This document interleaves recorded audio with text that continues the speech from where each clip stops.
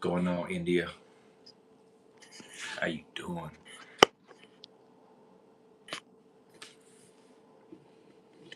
It's that time again, man.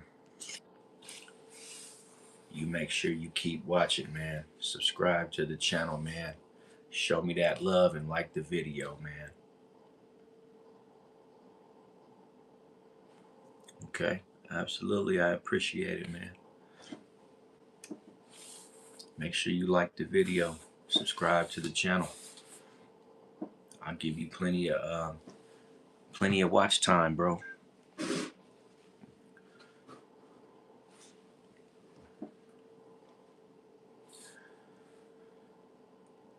It's cold here. Very, very cold.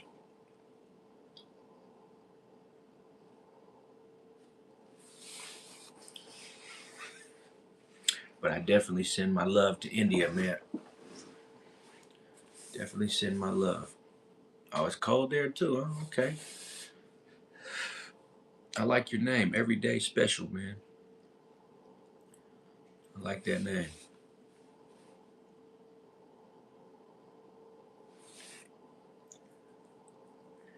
Somebody last night. Oh, Tanya. Okay, how you doing, Tanya? I'm Tyrone. Two T's come together.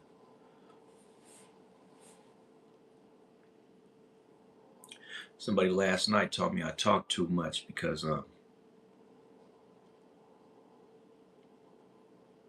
everybody don't like the things that I say. And you know what I say? Man, I'm sorry to hear that. Last night I was up till very late. How you doing, Lance? Tyrus Lopez. I send my love to you, man. No matter where you're at, I send mine.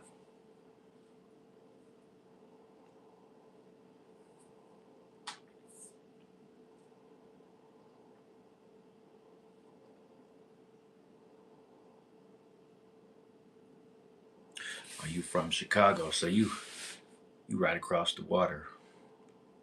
I'm in Michigan, on the other side of Lake Michigan, over here by Detroit.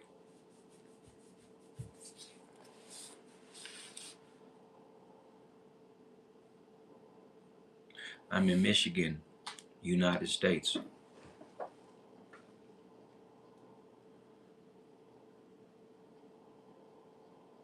Yeah, actually it's for my passport, so when I get ready to go and get my card stamped, they already have the video. They can just take a screenshot. My name is Tyrone.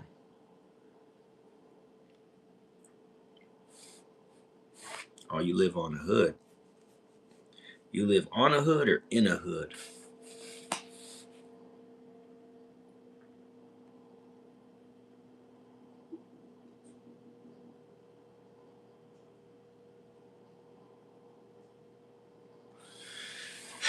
Come on, people. Come on, people. Come on in, bro. Come on in. We ain't even got started yet. She lives on the top of her car hood. Okay.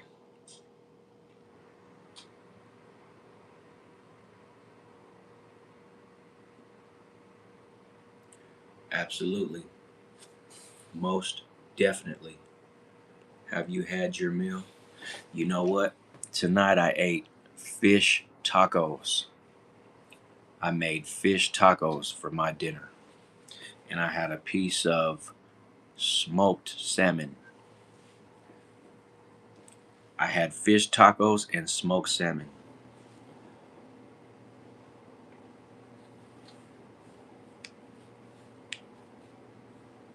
Gator, what's going on, man? How you doing tonight? brother. Sorry to hear that. Unfortunate.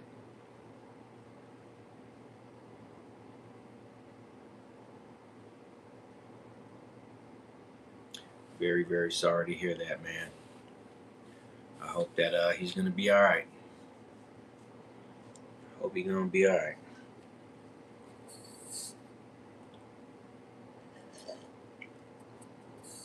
Pablo, what the hell are you talking about? That was a very dumb question.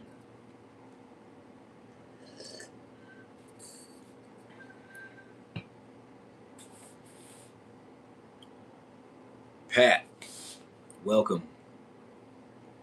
I do not live alone, Tanya. I stay with my family, my daughter and her mother.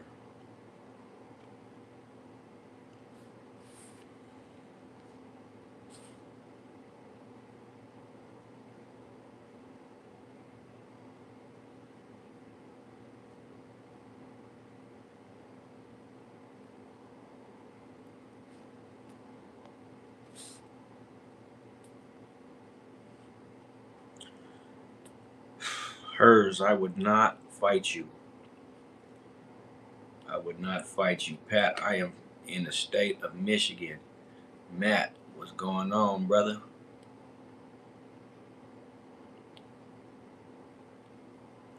Lance, I wish I could meet up with some famous people.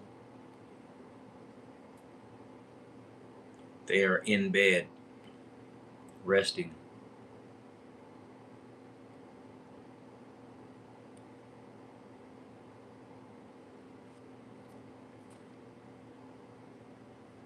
Oh, really? Okay. Detroit's a decent place. You gotta watch out, though. A lot of darkness out this way, more than usual.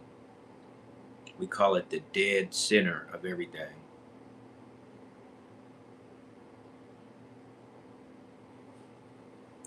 Ty Mayberry wants to know if I got milk.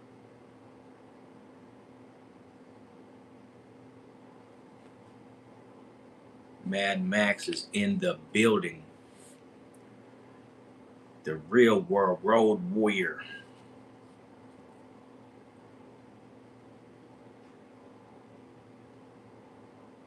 Oh man, I've been to a few car shows. You know, they come all the way up from Florida to go hit a Detroit car show. Got a lot of nice cars out here. My daughter is 16. She'll be 17 soon.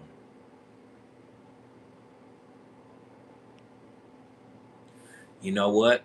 Hers, I'm wondering the same thing. They're close by though. Yeah, man.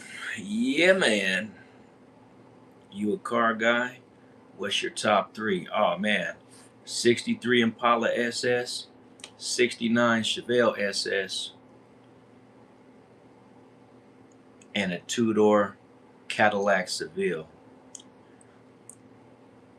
For some reason, I always wanted a Cadillac, an old one.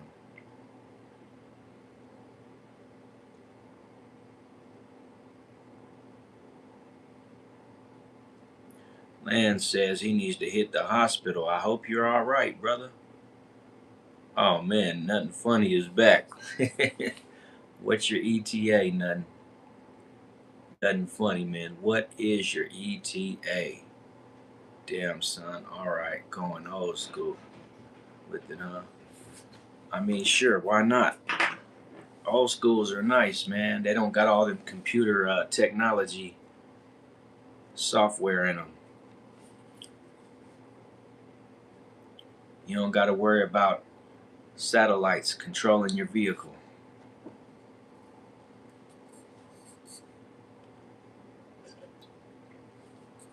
I like new cars too, though. Kid Grace says, bro, find a job. You have nothing to do. Then talk ass online. Rip them dreads off. Whenever I see you, I feel as if you are very sad. You know what? I'm not the happiest person in the world, but I'm not the saddest person either. I'm right in the middle, like Malcolm in the middle. And nothing but shame says that if I do a backflip, he'll donate $100. And I say to him, why don't you do a backflip and still donate $100?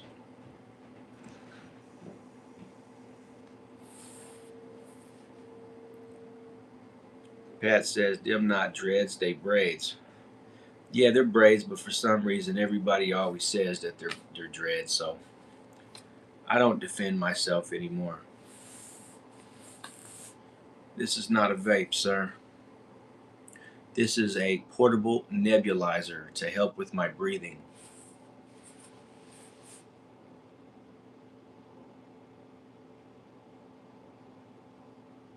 Absolutely, man. Get your ass back to 8 miles and get a job. I know, right? Nah, man. Me no dreads. Me no dreads, man. Pat, man. What it do, man? Okay, man is back. Okay, man just said he just got himself a gold plug. I'm going to tell you, okay, man, a good spot to find some gold is go on Etsy. Download the app onto your phone and search Etsy. Etsy got diamonds, moissanite, lab diamonds, gold, white gold, Black Hills gold. Man, I bought a lot of jewelry off of Etsy, man. Yeah, yep, exactly. ETSY. No, you got it right the first time. ETSY. It's an app you can get on your phone, and I'm telling you, I ordered gold right off of Etsy. I ordered a badass cross on Etsy once, man. What time is it at your place? Everyone is sleeping. It is 11:15 here. Are you Jamaican? That accent was pretty good. No, man, I am not Jamaican. I am an American man. Does the shadow government turn you into a hobo? Yeah, they did, unfortunately.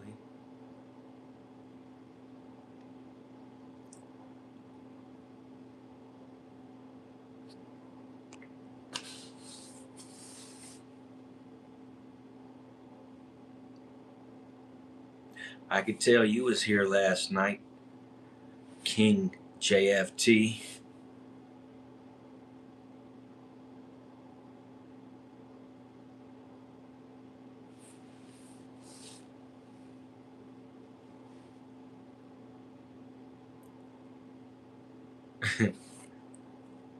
Only if you spell accent right. You got to learn how to spell. Or we gonna have to put you in grammar jail. Nobody likes misspelled words, bro. It makes the word look ugly.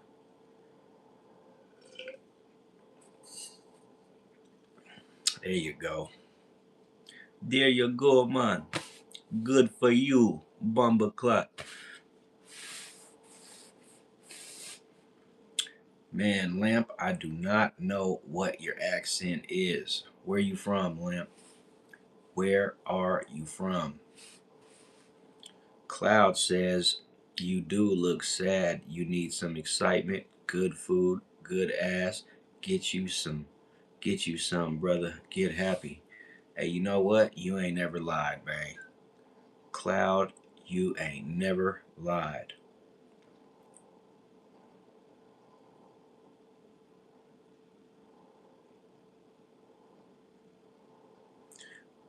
Oh, you're from Middlesbrough, England, huh? Hey, okay. Man, you guys got me up here doing these accents. I feel kind of goofy right now.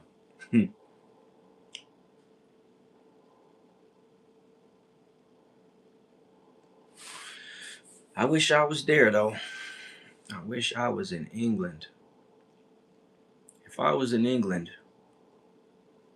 what would I be doing?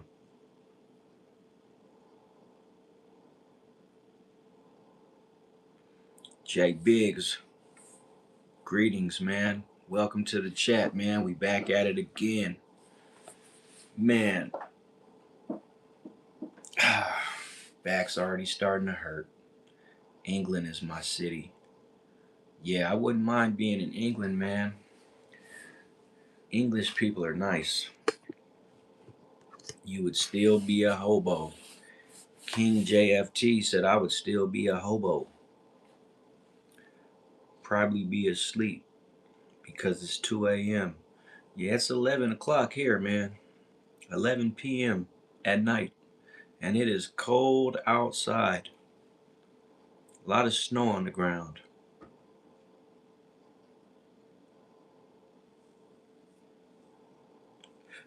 It is a lot of snow on the ground. You know what? I needed to do this live tonight, but I would be lying if I told you I wasn't tired, man. I am a little bit tired.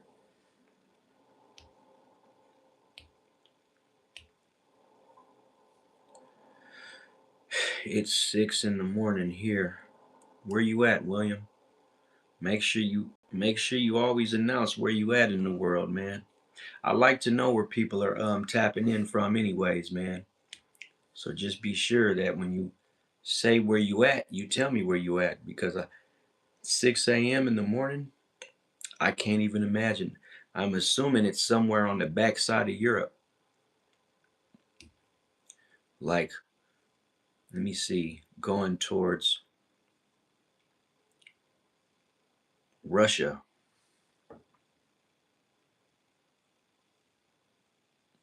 Jollibee is in the USA. I don't need your address. I just want to know what city and state so I can send a shout out to that city and that state. Fatima says they bricked up. Ain't nothing wrong with that. You know, I always had a theory, man. Ain't nothing illegal until your ass get caught. Then it's highly illegal.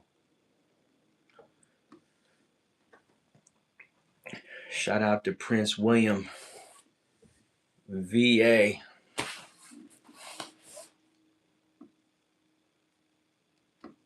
I like doing VA because you could just, the VA.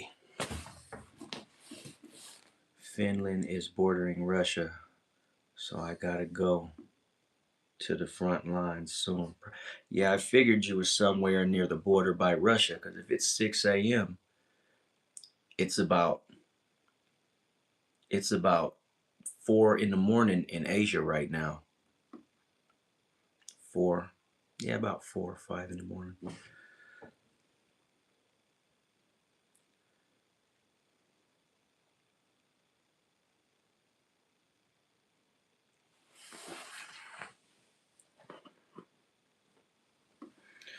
I don't know much about Finland though.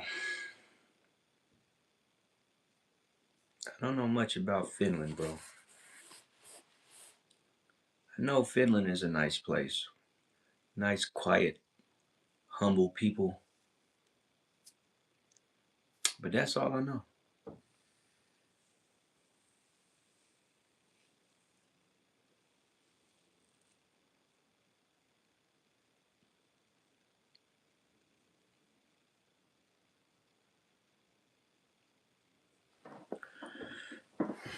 Man, we got 9 in the chat. We got 3 likes, man. Can we get them likes up, please? Hold on. Let me fix. I need to fix my chair, bro.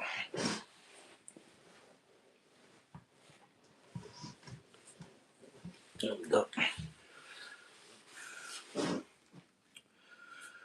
Man, we went from nothing much, man. I got a little cold, man, from the temperature.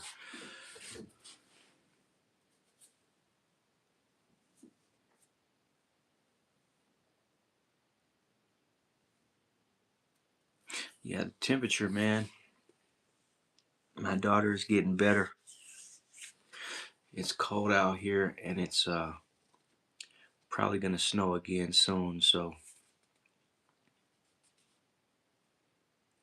You know, with that being said, you gotta bundle your neck up. When you go outside here in Michigan during the wintertime, you, you gotta protect your neck, bro.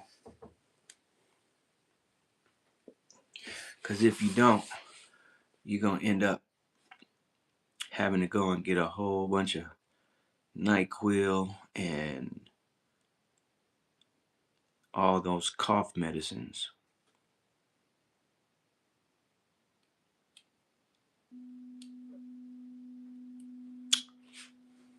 Right, right.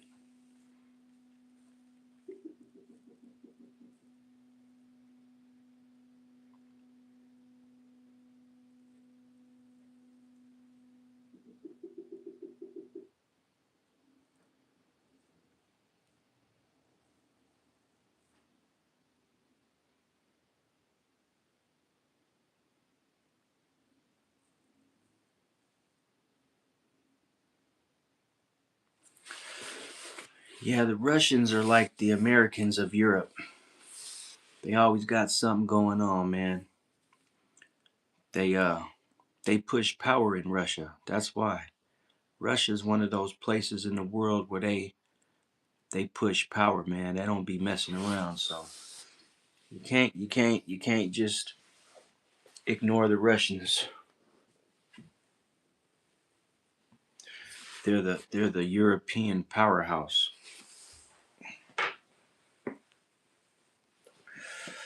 Sheesh. I don't know if you guys heard that, but my back just popped loud. I had to wear my green army green shirt tonight. Well, it's really olive green, but I start wearing different color shirts. People accuse me of being a gang member, and even if I was or not, I told them yesterday, like, we don't discuss that kind of activity, not on this channel. But now, if you were like chilling on the corner with me, man, we could chop it up about that. Lamppost, you have a great night, man. I wish you sweet dreams.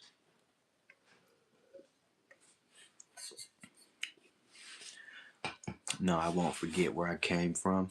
That's impossible. Where I come from came with too much trauma and drama to forget.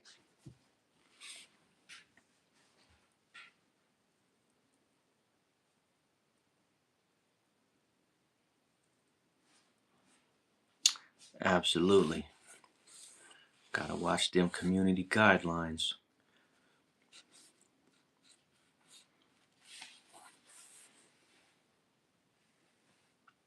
The thing is, community community guideline violations give you 3 strikes. So what are you talking about, my friend? But I already knew that these people was gonna end up trying to ban my account anyway.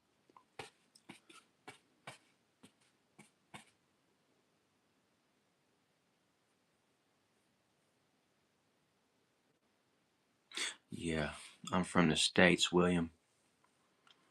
I'm in the great state of Michigan.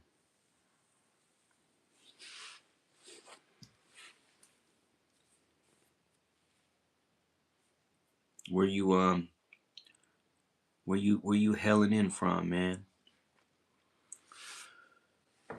It's cold in Michigan right now. I wish I was in the Caribbean.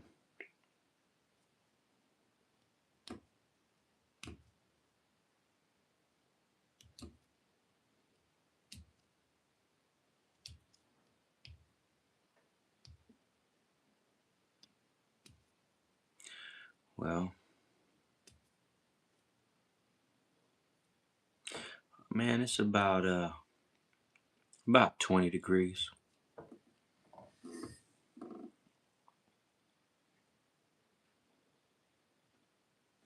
It's about 20 degrees in Michigan, man. Not super freezing cold, but since it stopped snowing, the temperature done definitely dropped.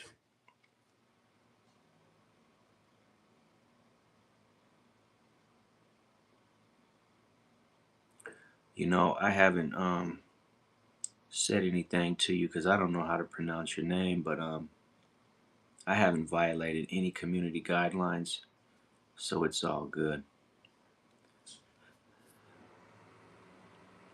It's 20 degrees. Hold on, I'm gonna check for you real quick. Let's see if I can do this without messing up. So it's degrees, man. 24 degrees in Detroit right now. But it's only 11:30, so most likely it's gonna drop down to about around probably 20 degrees later tonight.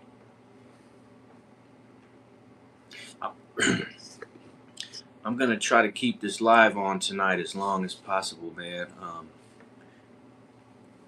drinking coffee right now, just a little bit of coffee, not too much,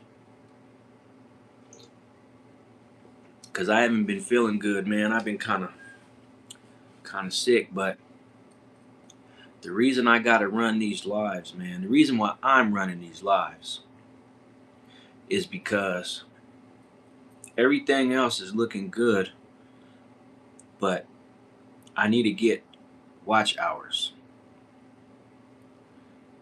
and the only way to get them is when I do these lives, I make a nice amount of them. But when I post videos, my watch hours barely even move. So I'm still posting videos, still posting shorts. But when I do the live videos, man, I'm getting lots of I'm almost at 500 watch hours right now. But you need 4,000 before you can even unlock all the perks to having a channel, man. You need 4,000. So I'm gonna have to go live probably all the way until April, man, before they actually like start to like, cause 4,000, that's a lot of hours, bro. You get past 1,000 and you're like, man, I still gotta go another 3,000. So like, if you ever ran a channel and you know about it, then you'll know like you really can't do much but go live until you get past.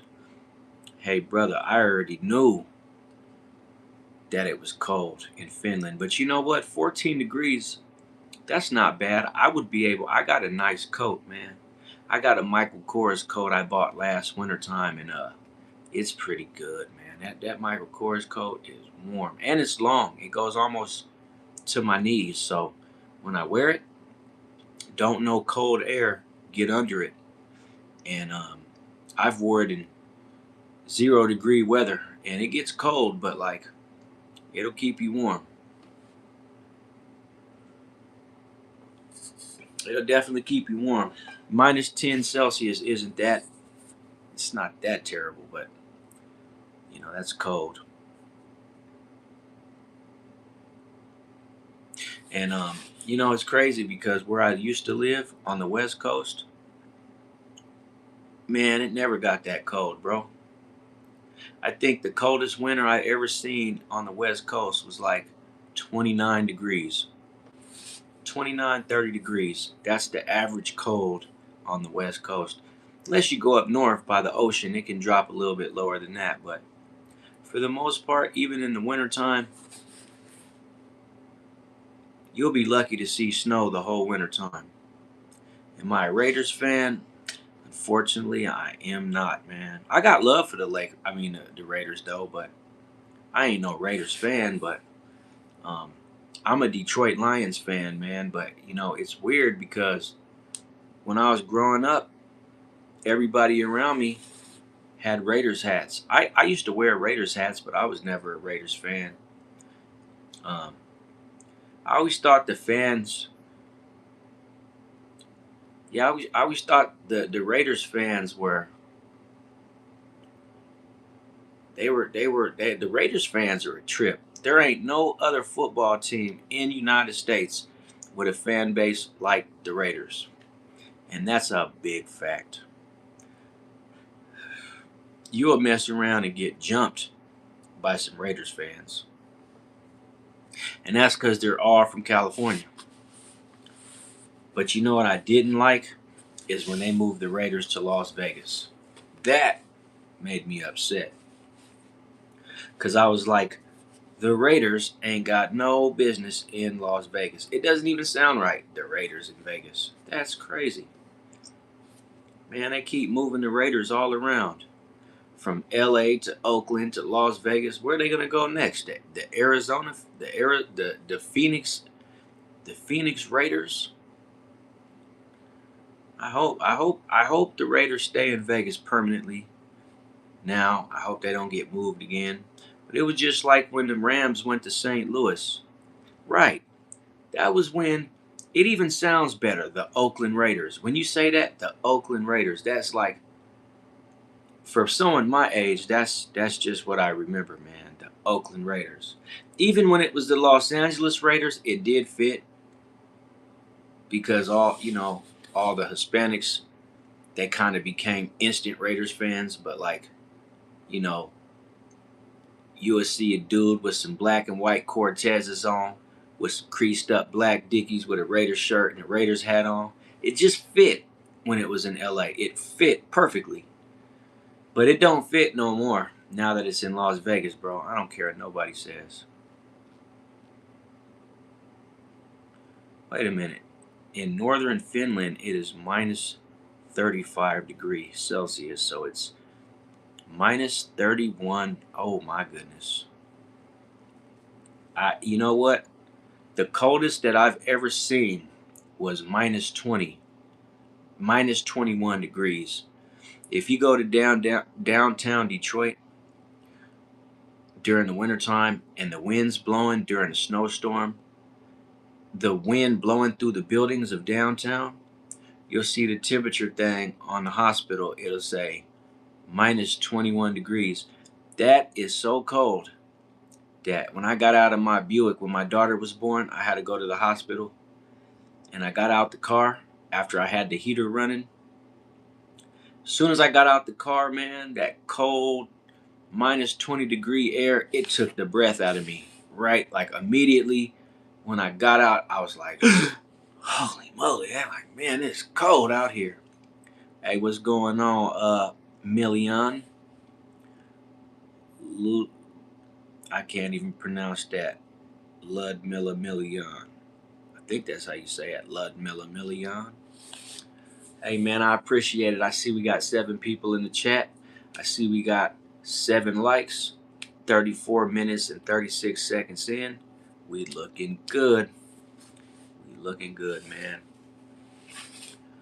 But yeah, I'm gonna keep this live going. I'm trying to wake up, man. I've been tired all day, man.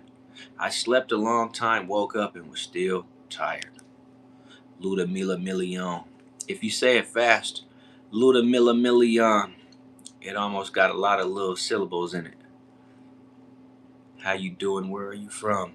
I'm in the great state of Michigan right now, man. Great state of Michigan, where it's cold.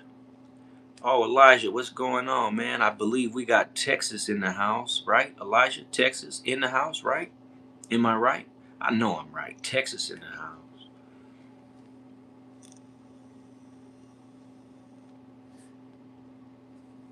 Yellow do-rag. What it do, bro? Double whatever. He is he called me a loser and a brokey. Yeah, I figured. See, I be remembering, man, my regulars.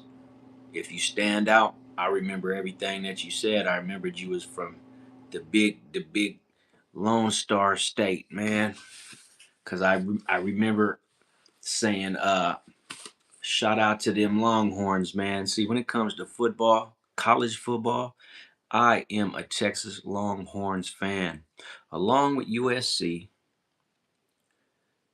USC is automatically, but I even like UCLA. I like all my home teams, though, man. I like them all, but I don't know how I became a Raiders fan. I mean, a Detroit Lions fan, man. I've been a Detroit Lions fan since 1990, and it all started when my grandfather was in the Air Force, right? And so my grandmother she would go to the base a lot in California, and she would come and she would pick me up in her car, and she would tell me that we're going to the base today. So I was like, all right, what are we gonna do on the base? She was like, oh, I just want to do some shopping. So I would roll with my grandma to the base, man. And we would get to the base, and I thought it was so cool how, you got the armed guards at the gate when you get to the base.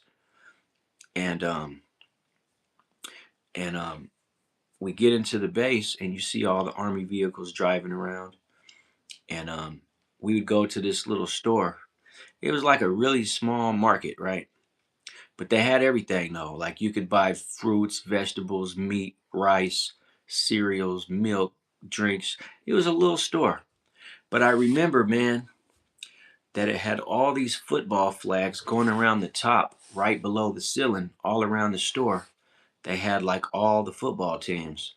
So I would just spend my time looking at all the little flags. You remember those flags from back in the day that were shaped like slices of pizza? And my eyes came across the Detroit Lions, and something about the silver and blue, man. I just been in love with that color and the way the lion was on the helmet. I just been in love with it ever since, man. And I never would have thought I would end up in Michigan, man. Never would have thought I would have ended up in Detroit. But let me finish this quick story because it's kind of cool, right? So right before I left Vegas to come to Detroit, I had a 49ers jersey that I had an autographed 49ers jersey. And my friend of mine, he was a 49ers fan, right? So I told him, I was like, hey, man, I got this 49ers jersey, man. He had a Detroit Lions jersey, a real authentic one. So I was like, I'll tell you what, man, I'll trade you my 49ers jersey if you give me that Lions jersey. So we traded, right? So when I came to Detroit, man, I already had my Lions jersey with me, and I gave it to my youngest daughter's mom. Got it right now, but she don't even wear it. It just sits in her closet. But it was just weird how I had became a Detroit Lions fan all them years ago, and then back in 1990, bro, and then in 2017, I ended up coming to Detroit for the first time, right? And then my very first job that I ever got in this city, it was on the east side of Detroit, and it was a welding fabrication company, right? So when I got hired, I was talking to the owner and everything, and um, he was telling me what we were doing. Like, he walked me around the shop, and I'm talking about they had 40-foot beams that were like 6,000 pounds a piece, right? And he was like, "Yeah, so all this metal that you see here is the Detroit Lions stadium is getting remodeled, and we're doing all the steel work inside the stadium for the maintenance catwalks at the top where the big TVs are on the field, and we're doing the outside. If you ever see the Ford Field in Detroit, there's like a TV that wraps around the front. It's like a long TV screen, and we was doing all that metal. And so I told my boss this same story, how I came to be a Lions fan, right? Not even being from Detroit. And he was like, "Oh, so you really like the Lions, huh?" And I was like, "Yeah, man, I can't even believe I get to do some work for the Lions Stadium." And he was like, "I'll tell you what, man. Every couple days, we got to send one of our guys down to the stadium to drop off parts to the construction workers and the iron workers that are putting up all this steel. So since you like the Lions so much, I'm gonna go ahead, and the next time that we need to go drop off some parts down at the stadium, I'm gonna let you go down there." So I'm like, "Yeah, right, man." He's like, "Yeah, man, I got you." So the next time that we had a drop off at the stadium, he let me drive down there. Man, I got to drive the work truck down onto the field, and I just took a quick. I had to take a video, man. I had no choice. So I might post it too, man. But I cuss in the video, so maybe I'll have to edit that out. But like, it'll show you that I'm down on the field where the Lions play in my work truck, and you'll see other work because they were redoing the stadium, so it was off season, right? But it was like, man, I kind of felt like that was a dream come true. I'm like, man, who'd ever thought, man, I would come to love the Lions going to a California Air Force Base little store, and then all these years later, that about 30 years later, I would end up on the field, home field at that, doing work for the Lions Stadium. So that was cool, man. I really enjoyed that. That was like an experience that I'll never forget, man. And when stuff like that happens, you just feel special, man. You can't help it. So that was cool, but I don't work for that company no more. But it was cool when I did, though. Man, and we made a lot of parts. So if you ever watch a game where Lions are playing the home team and the camera shows you all the stuff on in like the inside of the stadium at the top, and you see all those gray walkways for the maintenance people. We did a lot of that stuff, man. I welded a lot of that stuff. I painted a lot of that stuff. I bolted stuff together, man. I grinded and cleaned off plasma cut metal. Man, I put in a lot of energy and work on those parts. Nah, man, I'm not from Detroit, man. I'm from California, man, but that's why it's so crazy. No, I'm not. I mean, I've been in Michigan now for since 2017, man. In March of this year, it'll be 9 years. So I got one more year till I hit 10 years in Michigan. And I haven't even been back home since I've been here. I was gonna go back home one time, but I just never ended up going, man. Because I got a cousin from Los Angeles. He owns some houses out here in Detroit. So, like, when he was coming out here, when I first got here, we were talking about taking a trip back home, but we fell out over some stupid stuff, and I never ended up going back home. But one of these days I will. One of these days I definitely will. Workin says he started reading a book on the history of Stockholm syndrome, and by the end, he actually liked it.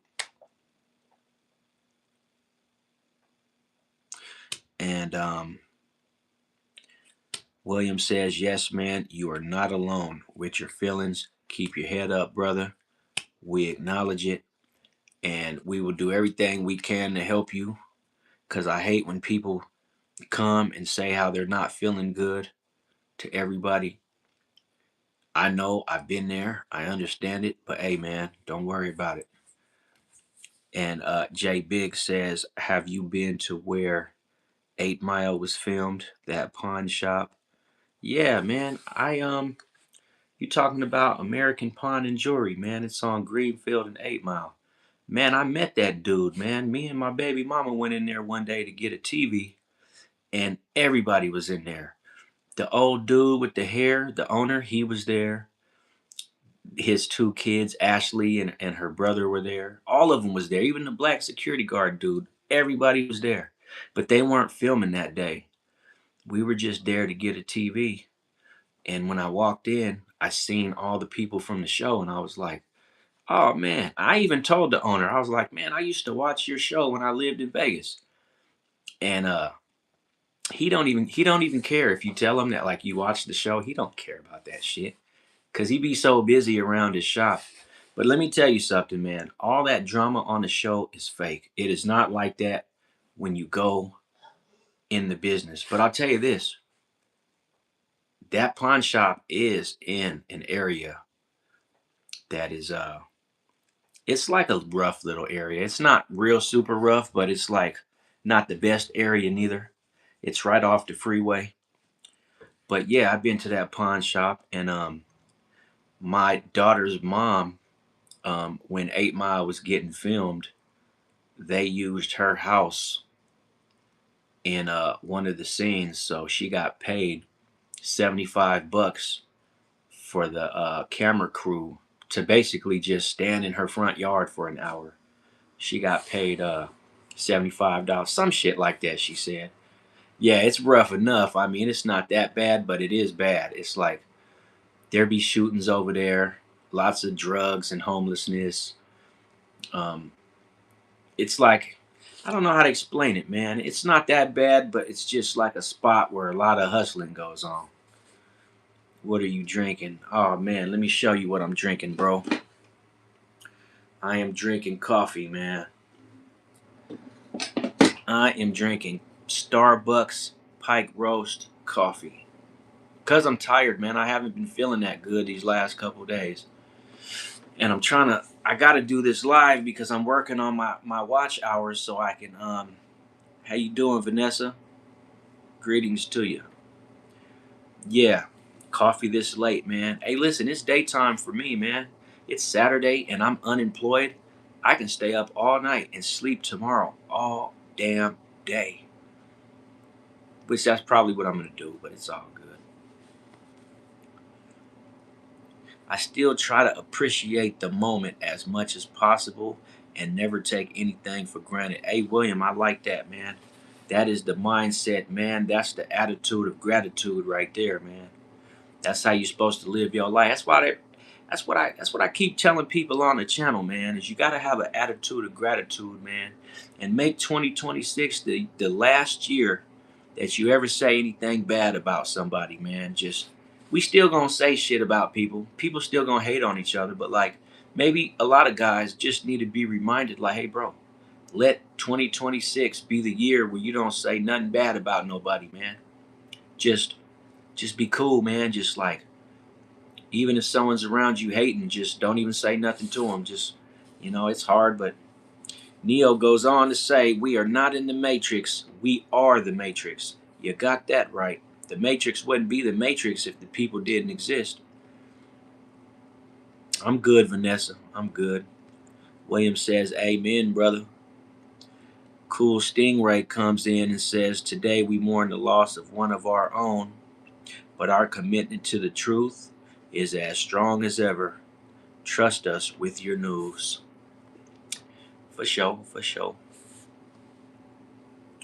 But yeah, man, 8 Mile is a legendary road in Michigan. And you know what? Most of 8 Mile is one side is Detroit. See, one thing, you guys, if you're not from this part of the world, you got to understand something, man. 8 Mile is the dividing line for cities. Like, it's the end of Detroit, right?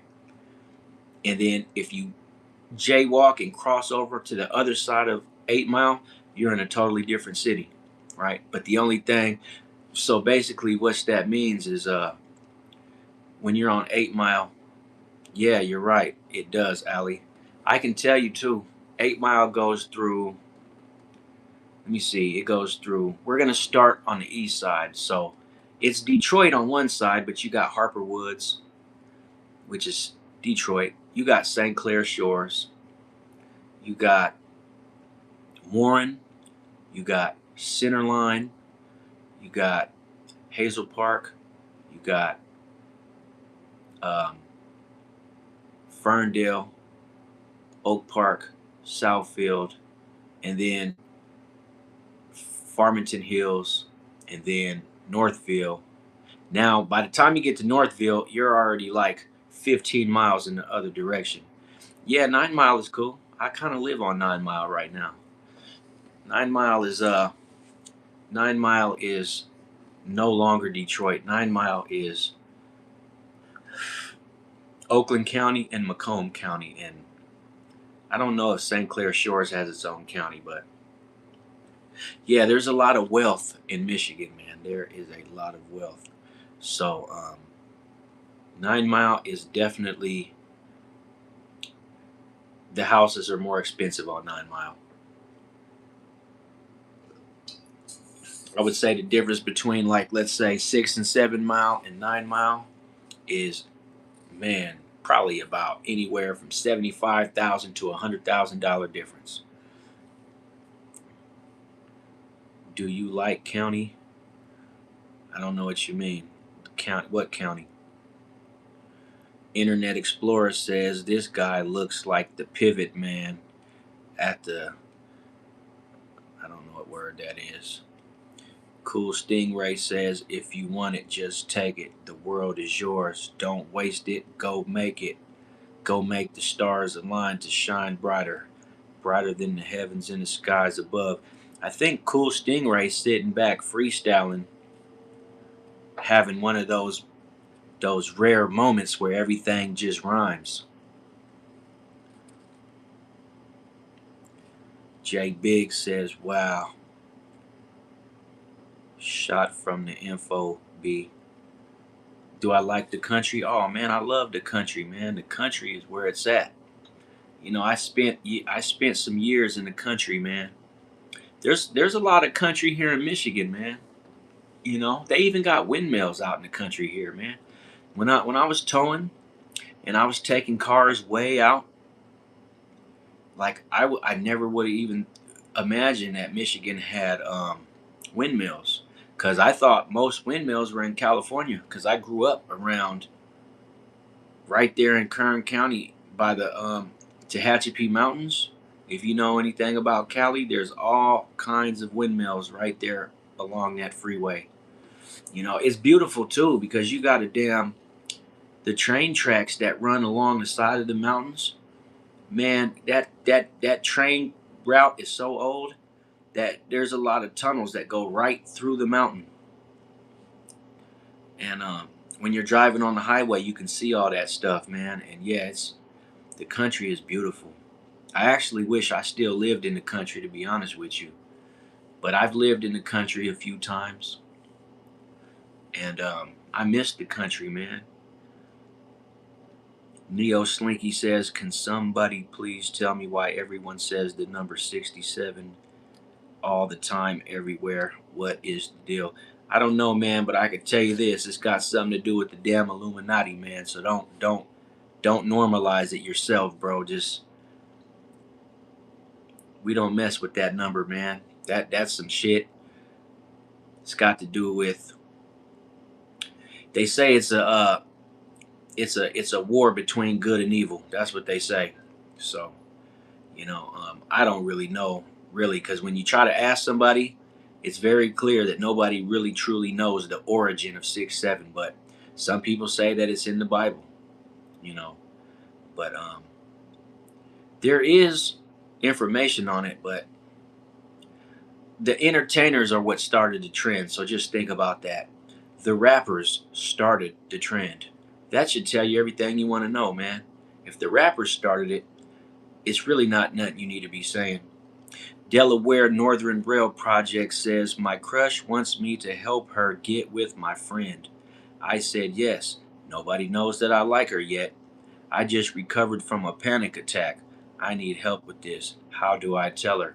Bro, what do you mean, how do you tell her? You just tell her straight up. Say, "I'm not helping you get with your friend because I like you, damn it." And when she's shocked by the news, be like, "There, I said it."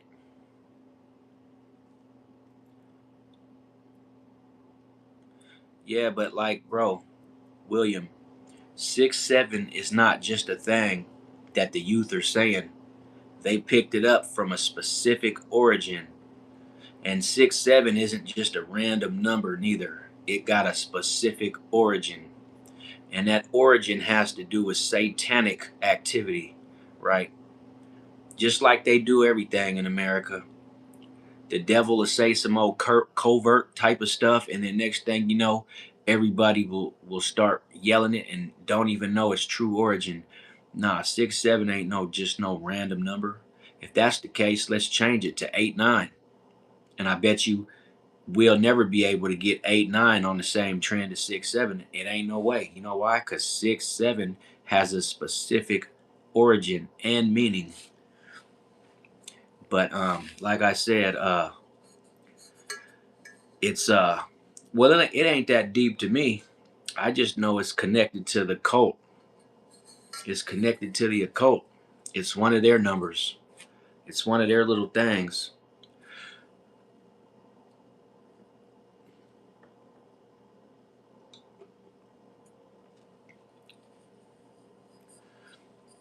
But me personally, I don't. My daughter be saying it. She be writing it on the ground with her chalk. But that's why they got the kids saying it, not the adults. You can dislike. Oh, here goes this person again. This this individual with this long name here with the A comes into my chat and promotes the dislike of my channel every live stream at this time of night. I don't know why. I don't understand who this individual is. I've never blocked him. I don't do anything, but they leave the same message. And then there's a couple people behind him that help amplify this promotion to make it appear as if there's just a bunch of people that want to dislike the page. But no, it's not a bot. It's a real person because sometimes they change the message. But like the person directly, you know, two people below him is like disliked. Like it's a you know, trolls are gang related. They run in packs. They're not just random dudes that happen to land at the same place at the same time. It be coordinated attacks. You know what I'm saying? They come into a room and then they act like they don't know each other and then they try to like amplify each other's little hate message. But they claim they don't know each other, but you know, we're grown people, most of us, and ain't none of us stupid, man. Like, come on, man. Y'all go from live to live just being a big ball of propaganda, negative propaganda on top of that. And it's like nobody really knows. Nobody really knows. It's just, it's a phenomenon, the hate phenomenon. It's not a wave that you want to ride, believe me. Unless you're a hater, then go ahead and ride it.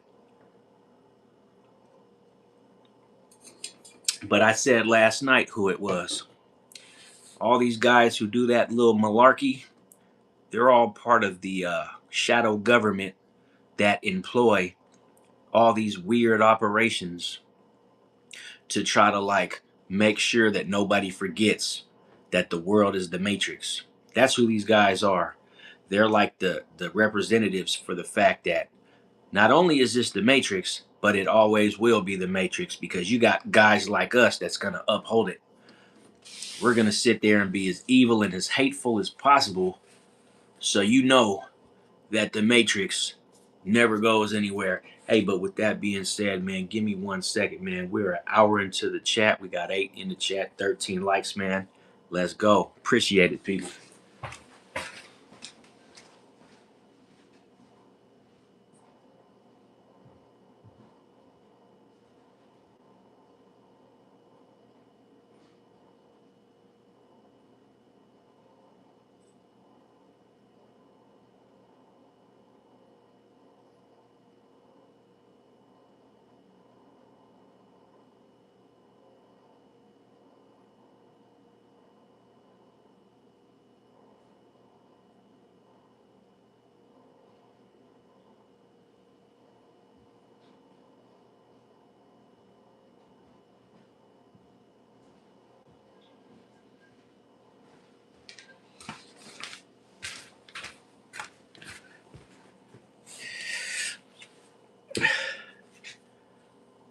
Does Bigfoot work for the FBI? I hope not. I hope not. We don't want to find out. And then Lil Vampsky, and I mean, look at his name, by the way. The little amplifier, his name is Little Vampsky, so he's clearly representing himself as a vampire. We know what that means. You know, he's got nothing but negative stuff to say. Little Vampsky. I don't know why I pay these dudes attention. Maybe I haven't built up that immunity yet. I'm still getting it through my system to just like, you know, yeah, every celebrity goes through it, right? Not saying I'm a celebrity, but you know, when you're YouTubing, man, and you're doing numbers, Some people kind of consider you as a little small time celebrity, man. Jerry, your guess is as good as mine. And the only reason I don't know why is because I don't sit in on the hate meetings that they have every week. The little gang stalkers and the people that feel like they're these little toxic crusaders. I don't know why. Great Wall. Great Wall says you look like a regular, bro. I appreciate that, man. Cool, coolest Stingray. Cool Stingray says shine brighter and brighter than the heavens and the skies above. Will be brighter, going supernova. All the eyes look up, brighter. No doubt, man. No doubt about it. Neo, he says that the trolls are a thing back in the day. Now it's just redundant. Troll the corrupt and leave the people alone. Yeah, pretty much. Jerry is like, I don't know what the is going on. Don't worry, Jerry, there is nothing going on. We're just acknowledging something that really should have never got acknowledged. I'm sorry. I apologize to the people, man. It's really not that serious, man. Hey, we're into Sunday morning, man. Yeah, move past. It's not worth it. Absolutely. Um, but I did want to tell that quick little story about how I became a Lions fan, man. I think anybody would be appreciative of a story like that in that order if they got an opportunity to just represent something like that. Because I'm not a real big fan of football as it is. I'm not a big fan of like stuff like that, man. I'm usually see. I always tell people I have like a thing that I like to tell people when they're being idiots and they pay attention to too much of the Matrix. I always tell people, I say, the difference between me and you is that I want to be educated and you want to be entertained. And so that's the difference between us. And if you were to change that one part where you want to be educated and not entertained, then you would look at the world a little bit different. You wouldn't be so quick to want to go buy tickets to the game or go party. And, there's nothing wrong with it. I'm not saying that, but it's just that me as an individual, I'm always looking for ways to educate myself. And on top of that, I'm also looking for people that want to be educated so we can exchange our knowledge and, you know, pour into each other, man. If I pour into you and you pour into me, our cups will runneth over. But if we always pulling from each other and we ain't pouring into each other, then we're gonna leave each other without gaining anything, right? Like I like to say, man, if you can inspire me in any way and I can inspire you as well, then I don't really want to have a conversation with you, man, because for me, inspiration helps people move forward, man, and it will help you want to do better and do great things, right? And everybody knows that the world we live in is full of negative influence and distraction and, little control devices to knock people off their path. We know this already. So if like you're around people that aren't inspiring you, for me, in my opinion, that's suspect, man. Like if you don't know how to inspire a person, if you're not interested, then just let's just not talk because you're not the kind of person that I am interested in getting to know, man. You're just not. Nothing personal. It's just business. But like when I get around inspirational people, I can feel it. I be amped up, man. Like I'm the kind of person that's gonna clap for you. I ain't gonna hear you talk about your accomplishments and what you accomplished today and be sitting over there giving you the evil eye, feeling hateful inside. Man, I be clapping for people, man. I even clap for my haters, man. Like, cause haters win too at times, you know. But you know, I've had a lot of people boo me.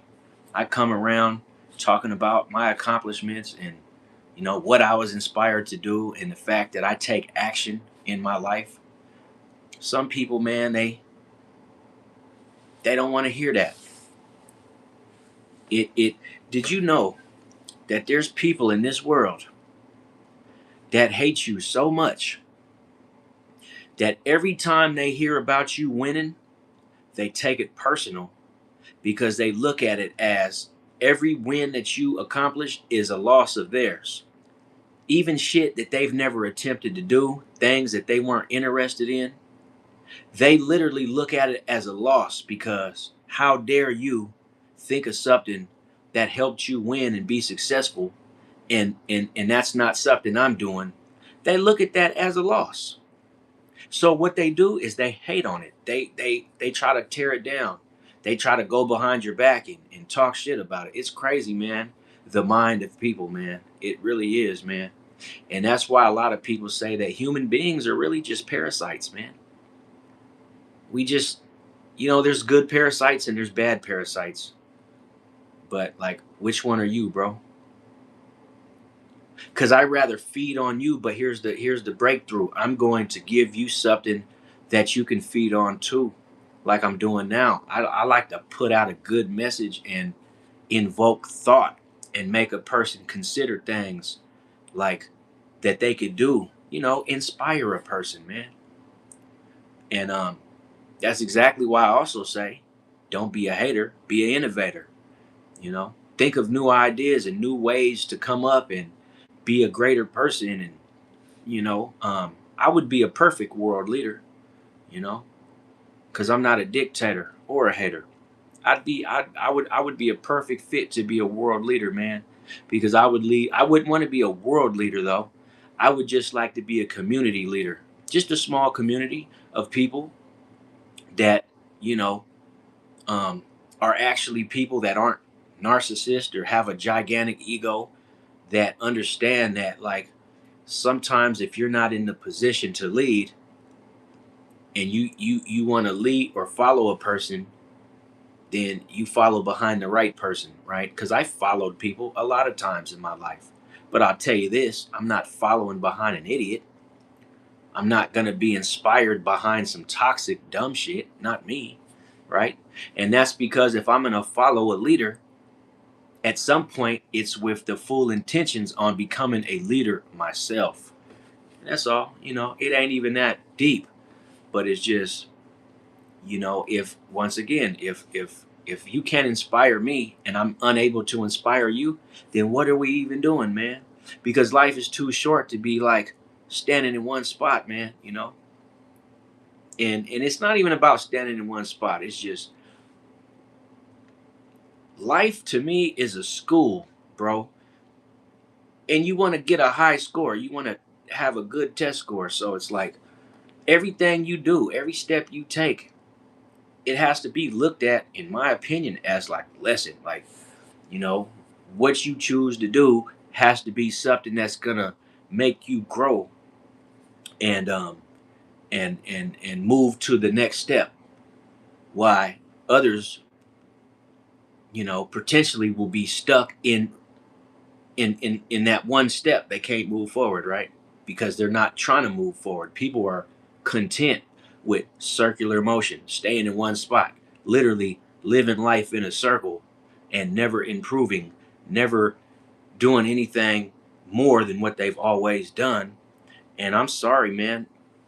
No disrespect to the next person, but like, I know better. And that'll never be the guy that I want to be, because I know that there is elevation and growth with being able to move forward. There's success and rewards for being able to move forward. And if you're unable to move forward or unwilling to move forward, then you won't be able to reap none of those rewards. You won't be able to grow. You won't be able to do anything. You'll just be there watching football all day, cheering for rich guys throwing a damn ball that will never give a damn about you. Ain't nothing wrong with what I said, but it's just that you ever considered trying to become a football player yourself? Or do you think that your life is just resigned to only being able to watch other guys be successful? Anyways, so Italian American has finally stood out to me. So we're going to go ahead and read what he has to say. So Italian American, I think he changed his name too since yesterday, but he says, yesterday you were complaining about the troops and the food stamps and saying that our great granddaddy didn't like black people, just rambling. So that's what he says, right? I guess. Hey man, American, Italian American, shout out to you, sir, for rejoining my live today. And I like that you like to tap in, man. You don't have to hide it behind, you know, contempt. Just be like, hey man, I like what you have to say, but I'm too full of ego to admit it. So I'm just gonna act like I don't like it and just say a bunch of bullshit just to not have to say that I actually am interested in what you're saying. Because, you know, coming in and just talk shit, it's like, bro, I can see right through that. Like, come on, man. If you really didn't care what I said and you really just, it didn't mean nothing to you, you wouldn't be writing these long ass messages in the chat.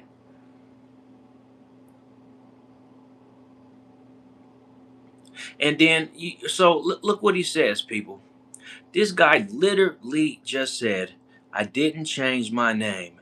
You banned me after I proved my point. I'm just scrolling. First of all, I didn't ban this dude. I ended my live. So I don't know what he's talking about, but this is the type of slander shit I be talking about.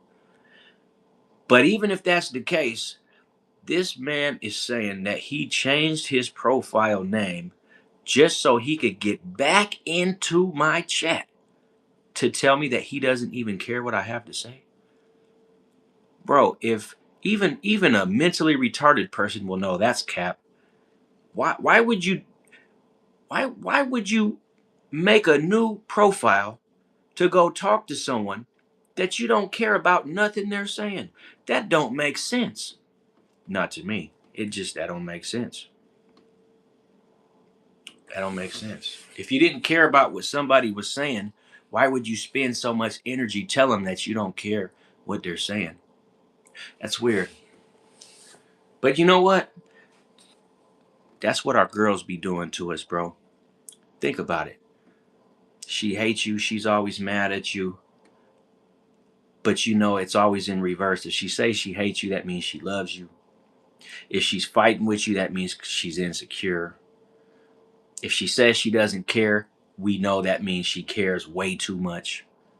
You know what I'm saying?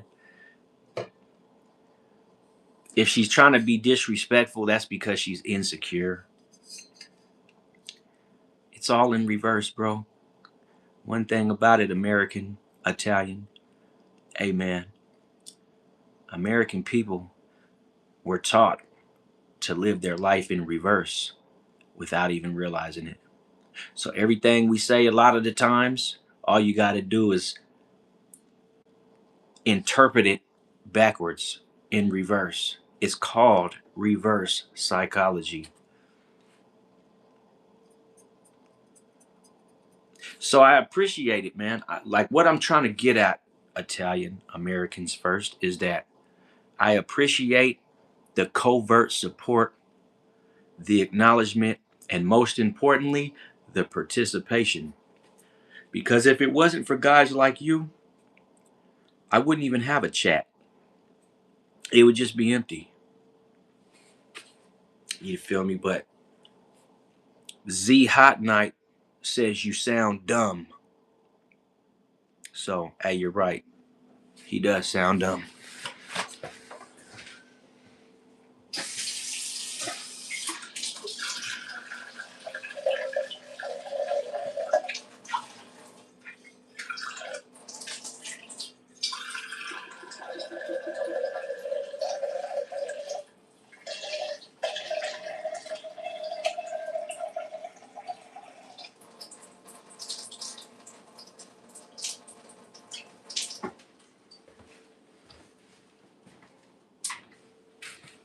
Why do I feel like I'm gonna come back and see this motherfucker say I was talking about you? Man,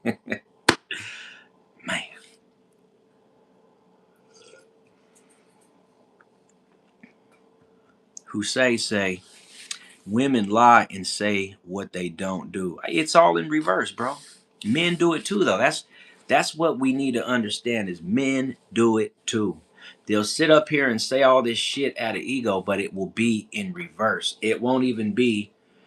It's just you got to interpret a lot of shit that people say in reverse, man. That's all. If you can do that, you will be greater than instead of less than. Just interpret half the shit people say, especially the haters, especially them. When they're saying some old hating ass shit, just hear it, but let it soak in and just think of the opposite of his statement, right? And that's what he really means. If he's saying that, oh, I'm just rambling and he don't care, that means he cares. I'm talking about something and he's interested. That's why he made a whole nother profile to come in here and tell me that because, it's just it's not about hate. They just like to disguise shit in hate because people think that hate will trigger you. Oh, you're hating on me? Well, fuck you. Nah, you ain't hating. You a fan, bro. You just trying to disguise it because you got too much ego to admit you like what you hear. Yeah, this guy. Don't hey, thank me later, bro.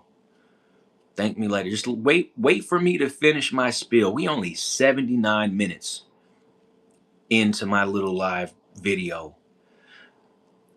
Just thank me later, man. I didn't shit on the troops yesterday.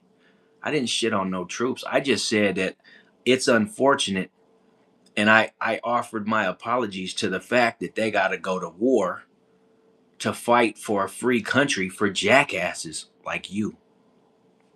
That's what I said, man. People want to be able to be free to whine and complain and cry and hate on each other and tear each other down and the minute that freedom gets threatened, man, you see who they really are. They just some little weak individuals that need help, you know.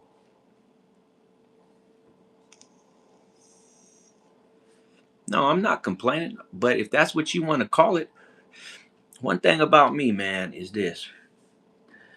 I am learning each day that a person will say whatever they can to trip that trigger, right? I mean, motherfuckers will target your race.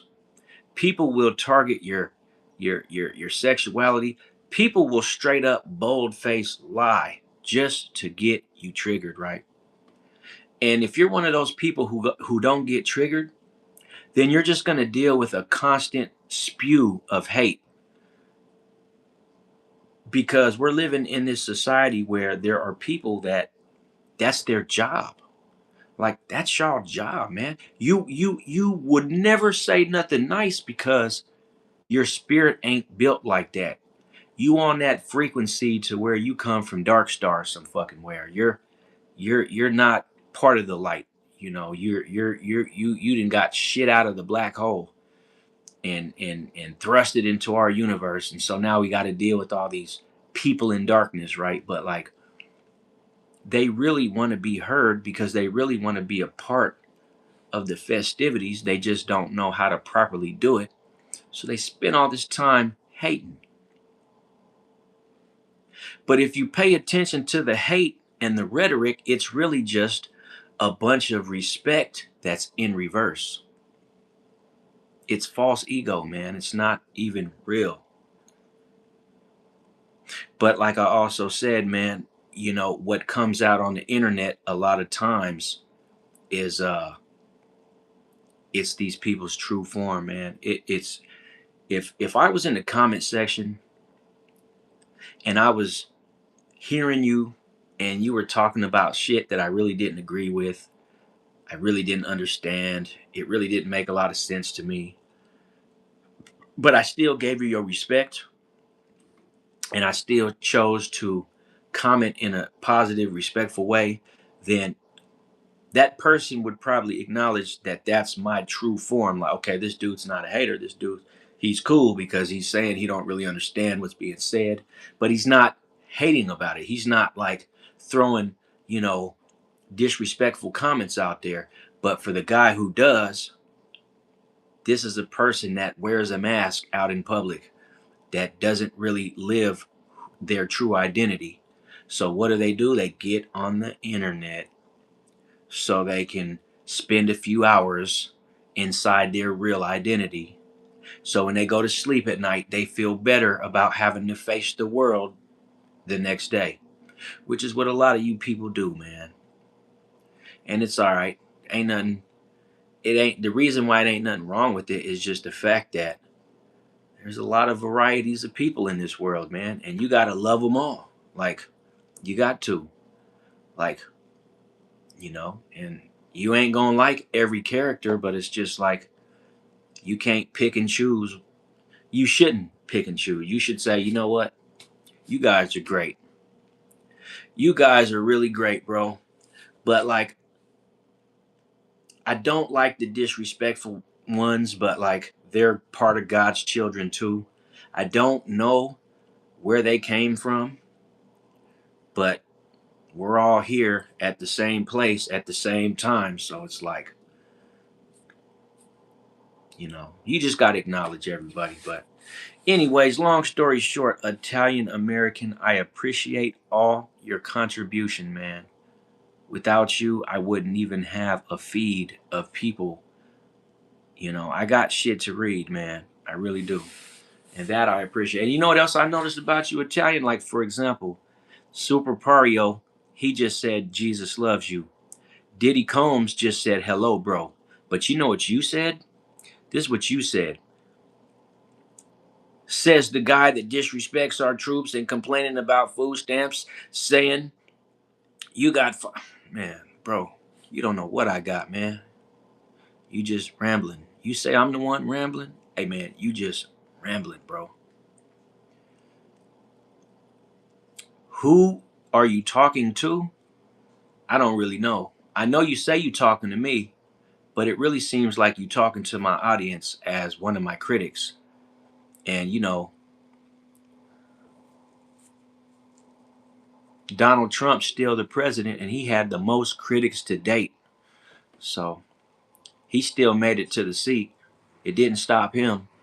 So if it didn't stop him, I'm going to be inspired by that and say, well, you ain't going to stop me.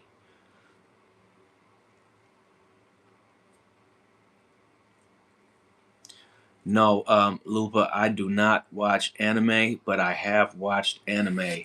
I used to know a girl who knew how to draw anime, so she started a business making comic books. And you know what? She ended up being successful. It's crazy too, because she started in a little apartment complex in Las Vegas in a low income area. And all she wanted to do was make anime comic books. And that's what first got me into anime. Was I'd go over to her house to blow one with her, and I would sit down, and you know what she loved to do? She had this big binder of all these drawings with little chat bubbles, and she would put them on my lap, and she would say, go through this and tell me what you think. I'm trying to get this comic book together. So I would go through it, and I was like, man, this shit is really dope right here, man. You drew all this? And she was like, yeah, I draw about 5 pages a day. I was like, man, this is amazing stuff. And she ended up being successful, man. I'm sure she made a couple bucks, but that was like my very first introduction to anime. And so anime is all right. I mean, I'm not a big fan of like any cartoons anyway, but like I don't hate on anime. Dragon Ball Z is like a cartoon version of anime. That's everybody like Dragon Ball Z. Let me ask you a question. Have you ever heard of a magazine called it was called Metal something, right? I can't remember the full name. It's going to take me a while to remember, but I had a friend that had these magazines called Metal something.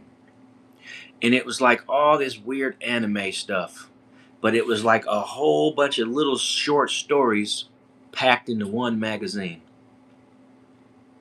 Metal Alchemist, Full Metal. You know what? I think that's what it was. Because I was gonna say Full Metal. I was gonna say Full Metal. It was something like that. But they're like really cool magazines. Like if you bored and ain't got nothing to do, it's like you read through them. They've got all these little anime little stories packed into one magazine, right? And it's like they've been around for a long time. So I used to mess with those, but I can't remember the name of it. I can't remember the name, but it's something to do with yeah. I don't think it's Full Metal Alchemist, but it's something like that though.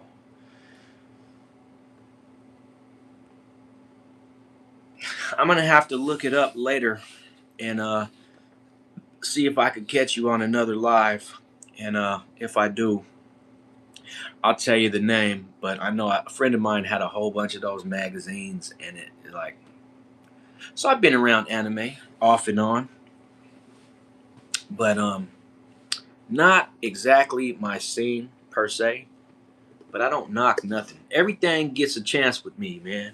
Everything. I remember when I used to say that I didn't like sushi, man. I remember I used to talk shit about people that ate sushi till I went and tried that shit, and I was like, oh my God, why did I ever say anything bad about sushi? Um, I just like basic California rolls.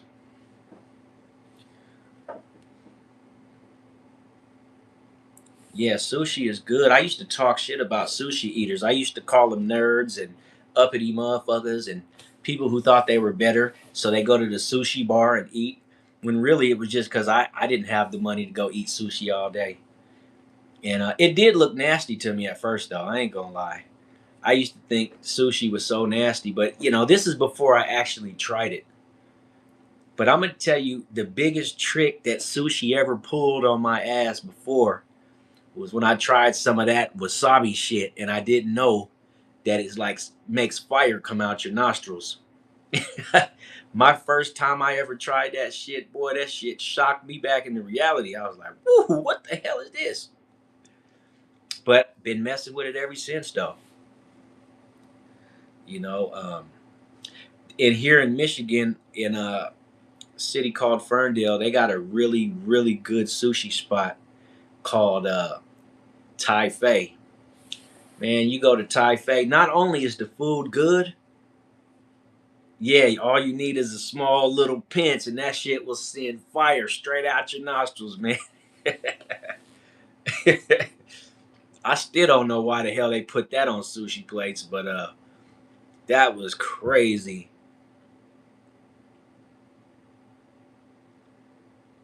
No, that's a fact, William. That is a big fact. But that's just classism, right? Classism been around all around every part of the world since the beginning of time. So that's why it's easy for some to get money and it's hard for others because class is something that keeps rich people feeling better than others. So if there was no rat race and everybody was even and equal, the wealthy people wouldn't feel special, man. And that's not even taken away from the wealthy folks because I wish I was wealthy. Obviously, everybody wished they was wealthy. But like I don't even think it's the wealth class to be honest. It's just the social circles that they run in. And you know what? It's not that they're better, it's they're richer. They got more than everybody else, you know. I'm poor as fuck too, man. Join the club, man. I get called a hobo on every live probably 100 times a day, man, but it's all good. I don't care, man. Joey Fingish, what's going on, my boy? Praying for me, huh? Appreciate that, man. Send them prayers up, man. Send them prayers up. Yeah, we all broke. Listen, if you ain't, they just announced that Elon Musk is holding $600 billion. So if you want to be rich, just remember you got guys like Elon Musk running around who got $600 billion. Where I remember when Bill Gates first started blowing up, they said this motherfucker was making $40,000 a minute. A minute. Every minute that passes, this fuckface gets $40,000. So just remember, if you ever want to be rich, you got guys out there that are getting 40 grand every minute. That you every breath you take is worth $10,000 for these motherfuckers.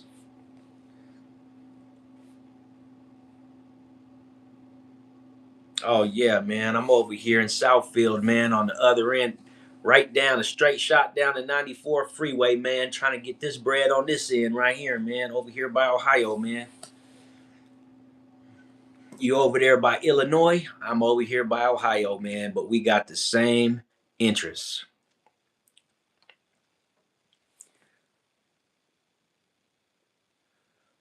Yeah, yes, sir. Talking to the trees is dope. Try it at least once in your life. Hey, you know what, Neo, man? I didn't literally went and spoke to the water before, man. I went to the river one day and I talked to the water and I asked the water if the water could bless me or gift me with a catfish. And let me tell you, bro, that was the the day that I asked the water that question, I caught the biggest catfish of my career.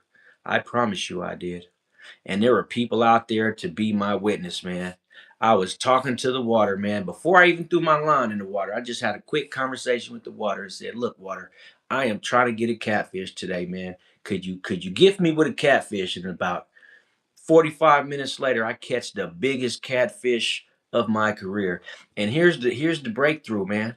The spot where I was fishing, it's extremely difficult to catch a catfish over there. You'll catch bass, but to get a catfish, you're gonna have a conversation with the water, bro. And everything is connected. No doubt about it. You know. But I went, I believe in stuff like that. It's hard to talk about it out loud in public because a lot of people will like ridicule you and make you feel insecure about how you perceive the world and the different ways that you obtain your energy. But don't even trip, man, because there's a million ways to get good energy, man. So you you take what you believe in and you run with it and you don't care about what anybody has to say about it, man. Period. Belly, what's going on? You don't care about what anybody has to say about it because at the end of the day, we live our own life, man, and we vibrate on different frequencies and different levels. And like I said, for me, I look at water as a living organism that can actually, when you go look down at a pond, just know it's looking back up at you, right? And and it can hear you. I mean, think about it. What do they say? When you bounce sound off of water, you can hear that sound. It travels a lot farther than if you bounce that same sound off of land. You know what I'm saying? Hold on. So you got to just consider that, man. Like, get your energy where you get it from. And the whole reason I even said that was because Neo, you holler at the trees, man. And I believe, they've already claimed and proven that trees have life force in them, and I mean, think about it. A Venus flytrap. It's a damn plant with a mouth that eats bugs. And people still out here thinking that nature is not alive. It's just a Venus flytrap is for me, it's like that tells you everything right there. You got a plant that literally grows with a mouth that catches insects and eats them. A plant that eats bugs. Come on, man. The answers be right in front of our face, but we still just be on some dumb shit.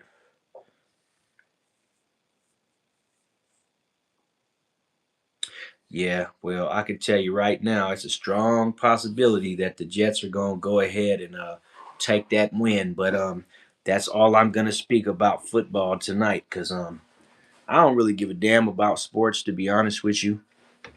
I don't really care about those athletes like that. I don't care about that little fixed sports that they be playing and how everything is. If they wanted the Lions to have a ring, they would have had a ring already.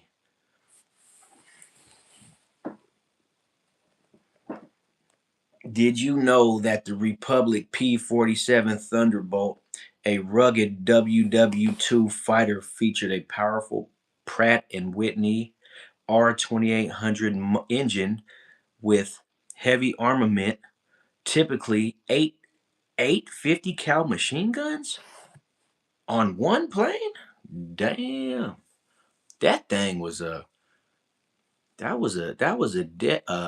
shit. Plus, he said it had bombs and rockets. But what caught my attention is he specifically put it had typically eight 50 cal machine guns. Hey man,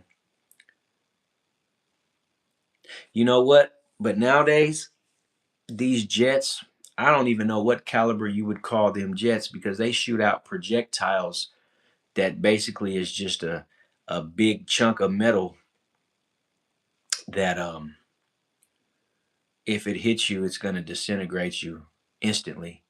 The damn bullet is as big as a coffee cup.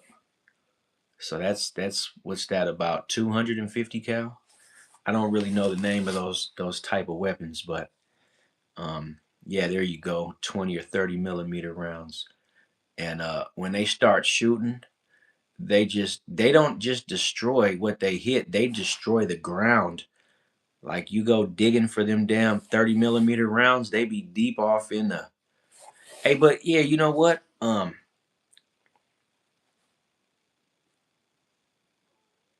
Yeah, I wanted to kind of speak about what's going on in Venezuela because I kind of just casually put it out there the other day that we were at war with Venezuela. So when I looked at, the news last night and see that Trump ordered a strike over there, I was kind of shocked because I was like, I just kind of casually said that. I didn't even really know that we were ordering strikes over there until last night. So it kind of shocked me because I was like, damn, I was right. How the hell could I have known ahead of time that I was right? Yeah, we did a lot. I don't know what's going on with Venezuela. Like out of all the countries we beef with, why Venezuela, bro? Like who is Venezuela? They kind of just wrote. But let me tell you how they programmed us before this war even started. You remember when they started talking about they gave us a let me tell you how the Matrix and the Freemasons work, man. This shit is so terrible and unfortunate. They programmed us ahead of time, way before this war, when the news started reporting how the Venezuelans were coming over here and taking over apartment complexes in Colorado and all this weird shit they were saying, right? Just to give them a negative light to make Americans hate them and want to. And then what happened next? YouTube and Facebook started dropping all these fucking videos of these red-blooded American dudes with all their guns on ready talking about and then let's not forget about the bikers. We're gonna head over there to where those damn Venezuelans are, and we're gonna take our neighborhoods back, right? Because they are harming women and children and da da da. And who would have known a fucking year later, now we're over in their country bombing the shit out of them. So we were programmed into hating Venezuela long before this war even kicked off, man. That's how they do it. They plan ahead and they wanted us to feel good about that shit. So they started like you remember the what was the name of the gang that was taking over the La Agua, whatever the fuck it was called.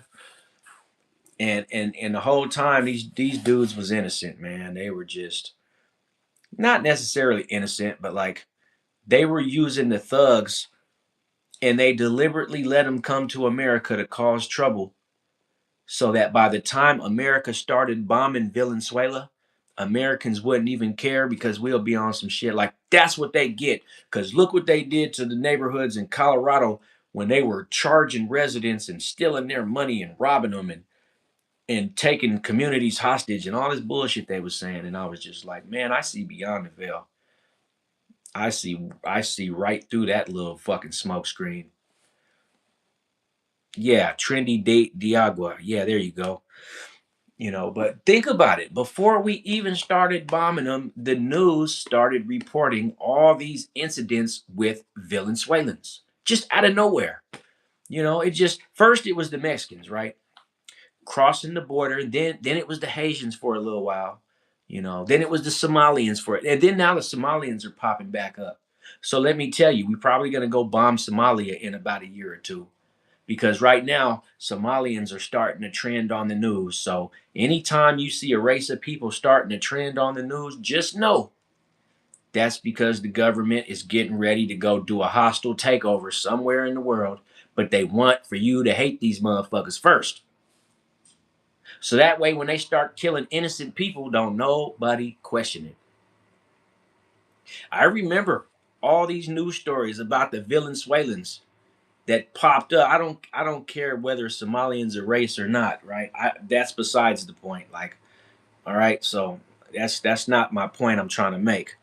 The point I'm trying to make is that name of the people that represent that name are popping up. They're popping up on the news right now as doing fraud and stealing. They're painting those people in a bad light. Now, whether it's true or not is besides the point. The fact of the matter is, every time you see shit on the news, a war breaks out a year or two after,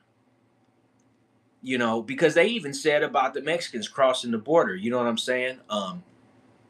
That that you know how the Mexicans was coming over here, and they were raping women, and they were doing this and doing that, and then the next thing you know, Trump passes a bill to say that cartels are now considered a terrorist threat group. So we got every right to go over there with our fucking, you know I forgot what you call those specialized jets, but we got every right now to go over there and bomb the shit out of Mexico.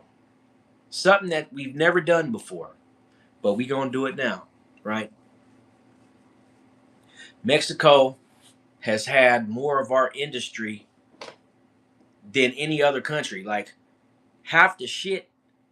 How many products have you bought, including shoes, pants, shirts, cups, motherfucking cars that are made in Mexico? Even a lot of these red-blooded Americans with all their fucking guns, a lot of that shit is made in Mexico. So just think about it. Just think about it. You don't have to think about it because some people already know. They're just going, they don't care. Long as America wins, right? Long as we win, that's all that matters. At the end of the day, who's right, who's wrong is hardly the point. What matters in this scenario is who wins the race and who wins the war. That's all that matters.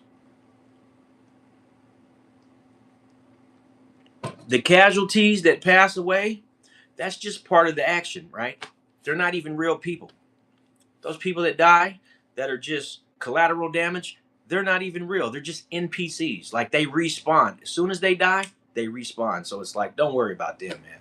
That's just part of the Hunger Games, bro. So don't feel bad. I know you seen the guy get blown into 100 pieces, but trust me, he was just an NPC.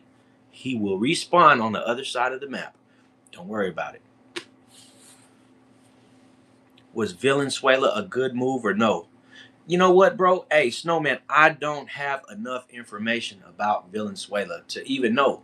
All I know is I said some shit online the other night, and then yesterday night I seen that there was just an attack, you know what I'm saying, on Valenzuela soil, and I seen helicopters and planes, American planes, flying over their territory, and these big, you know how it looks when a bomb goes off. And I was like, holy shit, they're really over there attacking, doing strikes. That's crazy, man.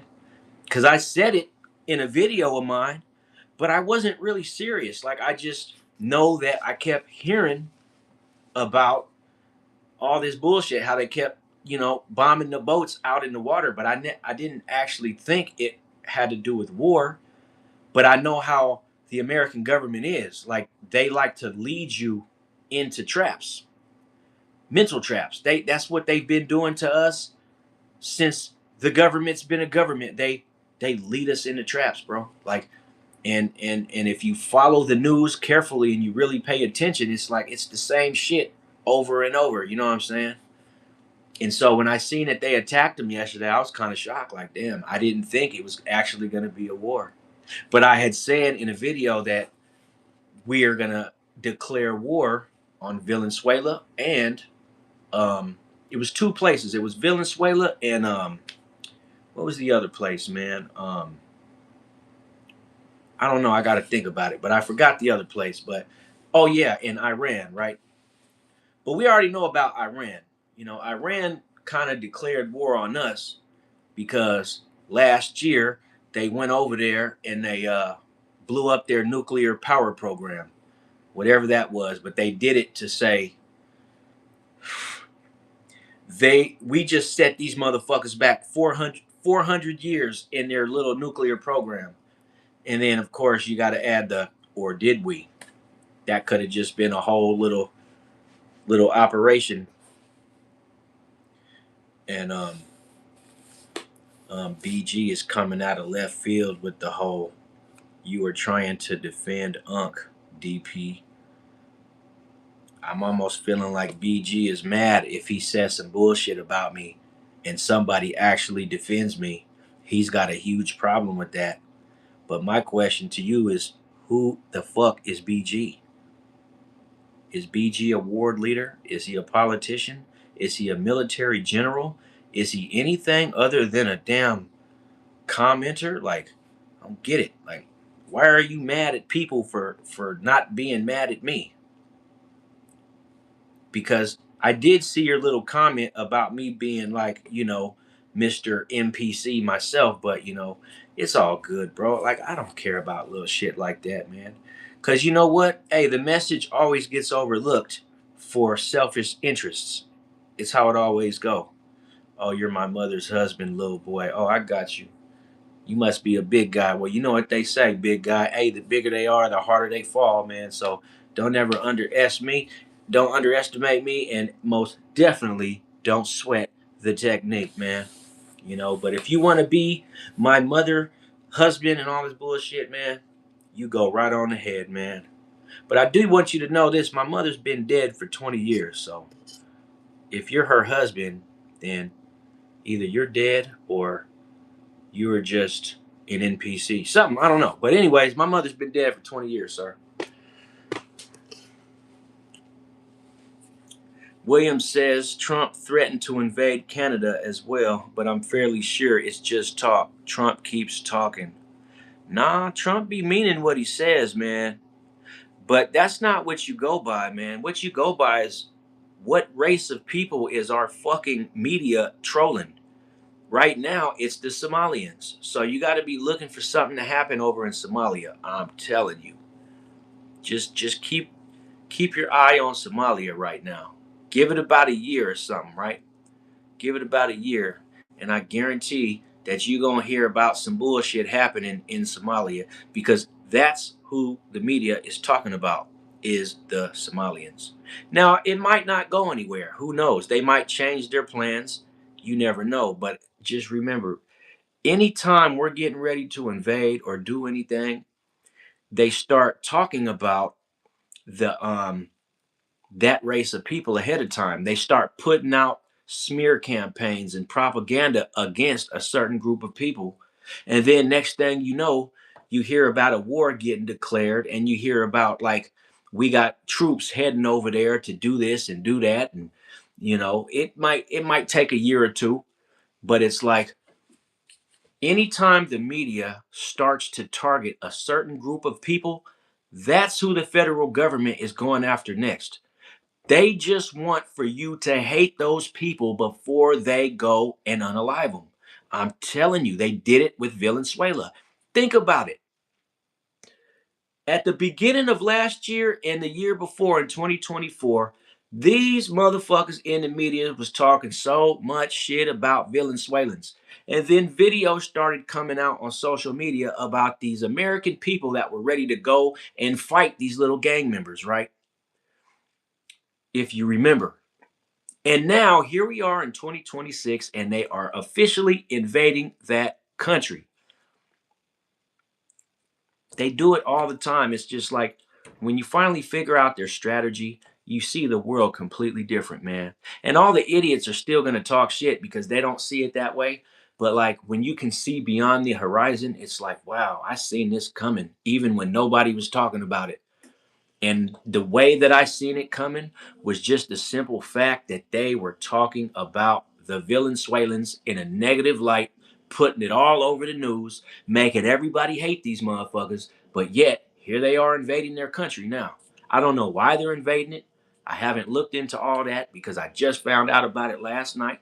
But it's like, maybe I'll go ahead and check it out and then I'll revisit this conversation on my next live and we can politic about it. But you know, it's crazy, but that's the simulation, bro. That's the simulation. You know, once you know the patterns, you don't have to question what's going on around the world. When you hear about some shit, you'll understand, wait a minute, this is familiar because like I remember that they were painting these Venezuelans in a bad light just a few short years ago. And I also know that like the wealthy and the elite class, they like to plan ahead, like literally 20, 30 years in advance. They set shit in motion. So just because it doesn't happen within that week doesn't mean there's not a plan. And you know, uh Kenya got bombed, in the name of protecting the Christians on Christmas Day. So we're active, and a lot of times, we got all these bombs, we gotta use them, man. We don't want these motherfuckers to expire.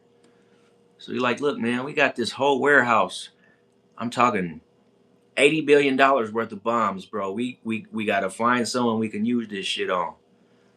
We didn't just build all this fucking weaponry for nothing. So we gotta like it. We gotta instigate a motherfucking problem with somebody, so we can go show them that they can't fuck with us, whether we started or they started. You still can't fuck with us. It ain't that we're bullies. It's just that we got to keep everybody in a certain mindset, man. It's you guys' turn now. That's how shit go. You know, my back is really hurting, people. Sorry. you know, got to keep everybody in a certain mindset, man. And you know, but I will say this: I wouldn't want to be nowhere else in the world right now. Not saying that I feel just the safest that I can be here in America, but like I'd rather be here than over there. Because one thing about it is there is not an American alive that knows what missiles raining down on their city looks like. There is not American alive. The closest thing we've ever got to seeing what it looks like for missiles to rain on your city is during 4th of July when everybody's lighting their fireworks. That's about the closest that we'll ever get to see to what it looked like to get your fucking city attacked by a military. And keep that in mind, man, because I don't think that if you woke up on a Sunday morning and walked outside to let the dog out and you looked up in the sky and seen a bunch of missiles zipping across the sky and explosions off in the distance, I don't think that we're ready for some shit like that, to be honest. We ain't ready for that kind of shit, and I don't care what nobody say. We ain't ready for that kind of smoke. And that's because we've never experienced it, and America's working hard to make sure it never happens, but as we slip into the future, man, you never know. You never know, because we don't know what these other countries be planning and shit. What about 9/11? Same type of shit as every day in Ukraine. Yes, no doubt about it, William. But I'm just talking about, you know, actual how, like you said, how it looks in Ukraine, where you step outside and you see missiles zipping across the sky, and one could land right next to you at any moment. Like, we ain't ready for that, man. And Chad says that we cannot be invaded, but actually we can. But it would be kind of like the beginning to the end. It would have to be a suicide mission, number one. Number two, it would cause an immediate nuclear war, number two. But it would be hard because you're right. America's got the best air support on earth. That's why we got the best planes. We got the most amount of boats. We protect the entire ocean system around our country and the land above our country. That's why it's important we keep a good relationship with Canada, because like we might have to just like bully our way into their airspace to stop an attack from the top, but really we ain't got to worry about it, because if you look at it closely, they never let no nations establish themselves above Canada. It's empty up there. So we ain't facing no attacks from the top. They're all going to come from the sides and the bottom. That's why we got so many boats, so much air support.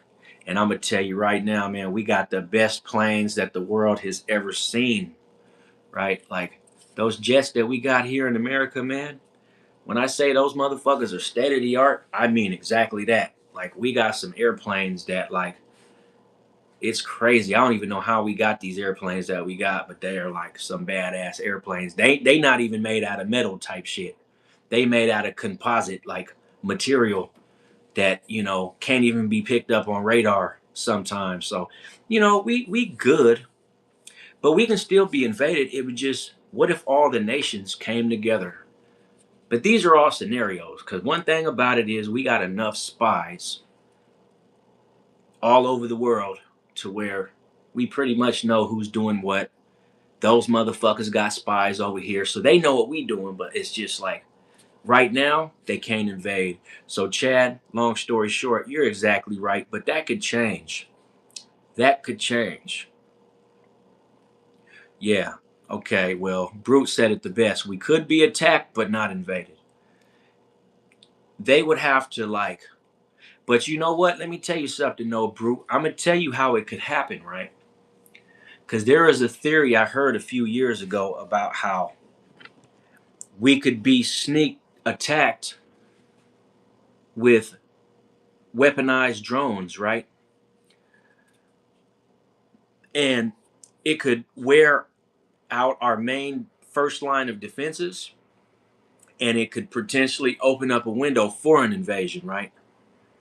But I don't think it's feasible, because it would take, it would be literally like some Mission Impossible type of shit. Like you would have to get some people on the inside to disable like our internet services and our power grids, right? Then launch a drone attack out in the ocean that are pretty much like how they used to use floating mines for submarines and ships, but these drones would be floating mines for airplanes, right? Disable that, fuck a bunch of our air support up, and then use their air support to try to invade. And then it could be like, but that whole scenario, like I said, in my opinion, that shit would launch a motherfucking nuclear strike immediately. Like they wouldn't even play with it. They would be hitting buttons all over the place, and it would just be, it would be hellfire by the time it even got that deep. And so, you know, but you know, it was a theory I heard a couple years ago about these drones, how they could cause a lot of confusion in the sky, and they could disable a lot of the airplanes and our air supports and shit. And if they can get past that, they could actually get to the soil, and ultimately all it would do is, you know, unalive a whole bunch of Americans. So Nope ever says, as an Army veteran, I'll tell you, our Navy alone could destroy any country in the world without help from the other branches of the military. No country has a chance in reality. No, not right now. I don't think so, man. I don't think so, to be honest. And Saucy says that he's a handsome black man. I'd let him stay. Okay. I don't know. That seems almost like a narcissistic statement of something that I'm unaware of. But hey, man, you know what? The Bears I beat. Wait, what the fuck? The Bears I beat. He can beat the. Yeah, no doubt. I don't know. But like I said, bro, what I said, it was just a scenario, man. But like, just know this: the world around us are definitely plotting, and they're gonna keep plotting until they find an opening. And I'm telling you, bro, hey, it may not happen today or tomorrow, but hey, man, just know that they're always plotting, homie, and they ain't never gonna stop plotting, man. So it's crazy, but that theory about the drone attack, it really got my imagination going though, because I was like, China makes those big ass drones that are like as big as a car, unmanned with big ass propellers, and they got a lot of them, like a lot of them, right? And then if you remember a few years ago, we kept seeing all these drone sightings in the sky, and there was this little panic about like all these drones, right? Everybody was wondering about what is all this shit we keep seeing in the sky. And then that's when it came out that, you know, um, um, if and then on top of that, these drones were lightning fast. Like you could get a drone to fly depending on the size of it and the radar or the range. I could see a drone as big as a car that's unmanned, that's also armed, being able to fly 1,500 miles, especially if you could somehow launch, I don't know, thousands at once without being attacked. And let's be real, the reason why it could work because a drone can go up, down, and side to side immediately, and all a jet can do is go forward. It can't do what a drone can do. So it's like drones have that agility advantage to where they can do shit that a regular, even a helicopter can't move like a drone, right? So I just was thinking about it, but at the end of the day, this is just theory. It's just theory. It's just a scenario that, as like I said, right now Americans ain't never had to step outside and see missiles flying over the sky blowing up in their communities.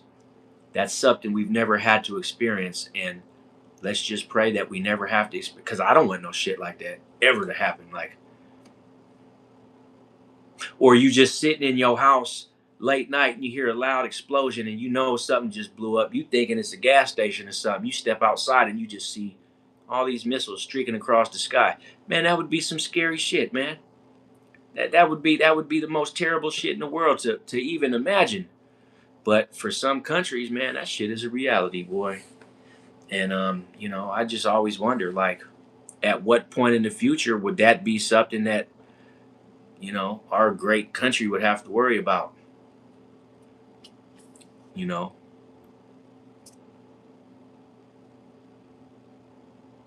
nah, I'm talking about drones that self detonate and they get in the way of warplanes, and they see a jet streaking across the sky, and about, I don't know, 20 drones like get in its way on purpose, and then they just detonate. That's going to be the end of that jet. Even if it doesn't destroy it, it will it'll take it out the sky.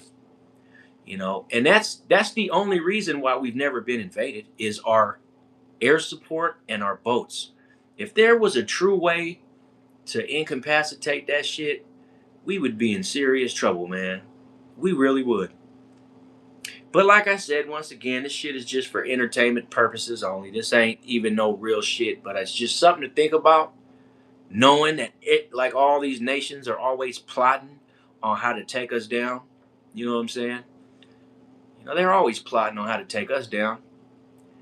We didn't dealt with so many plots that, and that's probably the reason why. Yeah, EMPs are another threat. That's why I said disable the power grid and our damn Wi-Fi and all that kind of shit. Like, you know, but I also said that biological attacks are a threat, and they've been a threat, and that's another way you could take us down is through chemical and biological warfare. Kind of like they try to do with COVID-19, where they just release some shit into the air that just fucks everybody's system up, and you don't have an army if all your soldiers are sick. But all roads lead to destruction of all of mankind. It wouldn't just be, there's no way that you could just do something to us and not cause damage to your own. So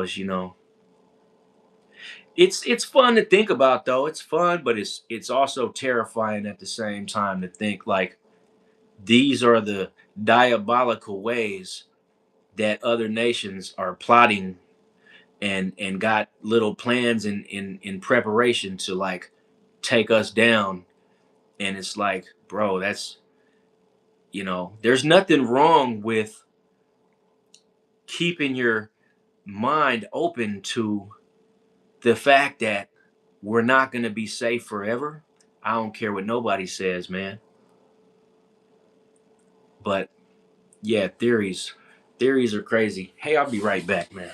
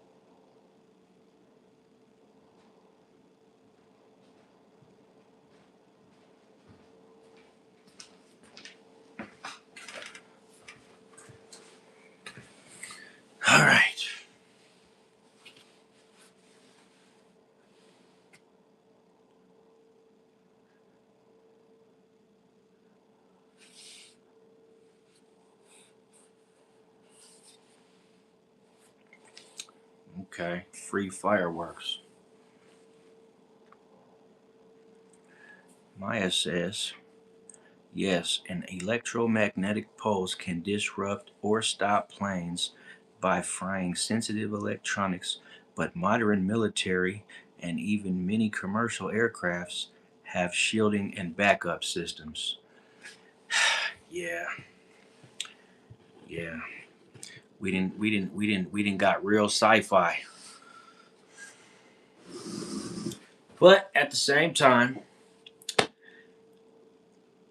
who heard about the new Rolls Royce truck that China's dropping that is $250,000 cheaper than the Cullinan, but is way more luxurious?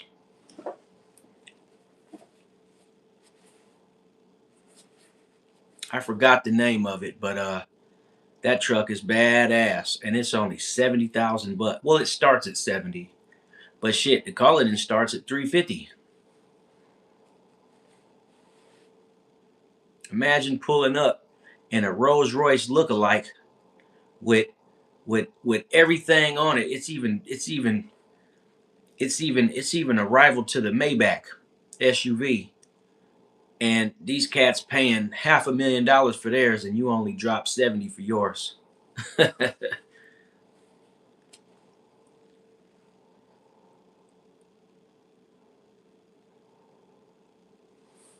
Yeah, I wouldn't even be messing around with fireworks over around the military. You asking for trouble. You definitely asking for trouble doing that.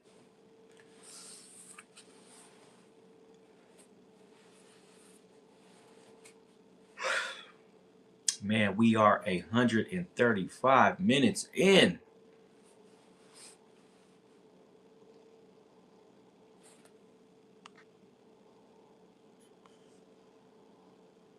Jay Biggs, what's going on, man?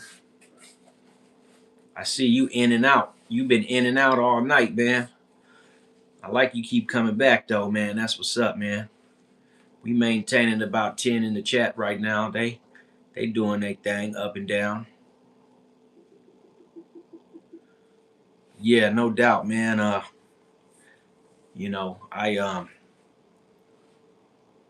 got a lot of concerns, man. You got a good sense of smell.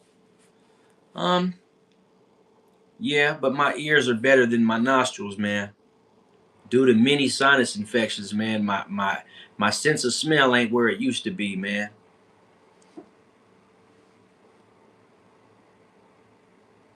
Charles, where you calling from, man? Where you tapping in from, Charles? Make sure you send a like on the video, man, if you would, please. And thank you in advance. Trying to get these likes up to 25 right now, man. We at 19. I would like to see 25. Yeah, I get a lot of sinus infections, man. So my ears are better than my smelling. Are you in North Carolina, man? I send mine to North Carolina. Stilly, what's going on, bro? How you doing tonight, man? Come join the fun. What's going on, Lemon Lime? I like the name. I can dig it. The name is perfect. Lemon Lime. Maya's tapping in from Maryland. Great place to be right now. I heard it's kind of cold there. Everybody's probably sick, just like over here in Michigan.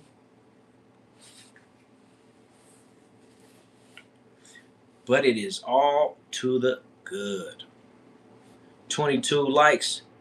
Appreciate that, man. 3 to get to 25. You know, once we get to 25, man, then it's time to get to 30. Time to get to 30, man. It's 1:20 in the morning. Stilly Dan is in Michigan as well. Where you at, Stilly Dan, in Michigan, man? I'm over in southeast Michigan, right outside of Detroit, in the Metro Detroit area. Shout out to the whole Metro Detroit area tonight. And anybody tapping in? Are you near Flint? Okay, I've been up that way a couple times, man. I just liked and subbed. Oh man, thank you, Maya, man. It's always a pleasure. And I appreciate the support and the participation. Man, I appreciate it. Ain't that ain't Steely Dan? It ain't a whole lot going on up near Flint tonight, huh? Well, it's Saturday. It might be. A lot of people like to travel down to the D town around the weekend and shit, and come hit the casinos up and gamble a little bit, and then head back home Sunday night.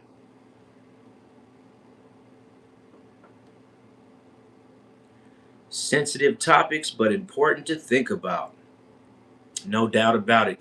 Yeah, I try not to get too out of line because I really wouldn't want to get flagged by YouTube, but I also wouldn't want to offend anybody, scare anybody. That's why I continue to say this is just for educational purposes only. Or no. Well, yeah, I guess a little bit of educational, but entertainment for the most part. Like none of this is really going on. The Venezuela thing is real. That definitely is real. Do you think Tylenol is good for THT? I don't know what THT is. Oh, that. I got you. What is Tylenol good for what? Lots of people with the flu. Yeah, my both of my daughters got the flu, man. They're still recovering, man. Both of them. A 6-year-old and a 16-year-old. They live in separate households, but they both sick. They both sick. Hey, balls, I appreciate the support, man. Thank you very much, man. We we just dealing with real topics, real issues, man, and potential realities, like things that probably won't happen, but they could, so it's worth talking about. Silent Nights, how you doing, man? What's going on? Things that could happen, from flu, but got a lot of mucus. You know what? I found that if you so I don't know if you're interested, but if you go to my short videos and you find the one, I made one about a concoction that I be making, and it will literally clean you out.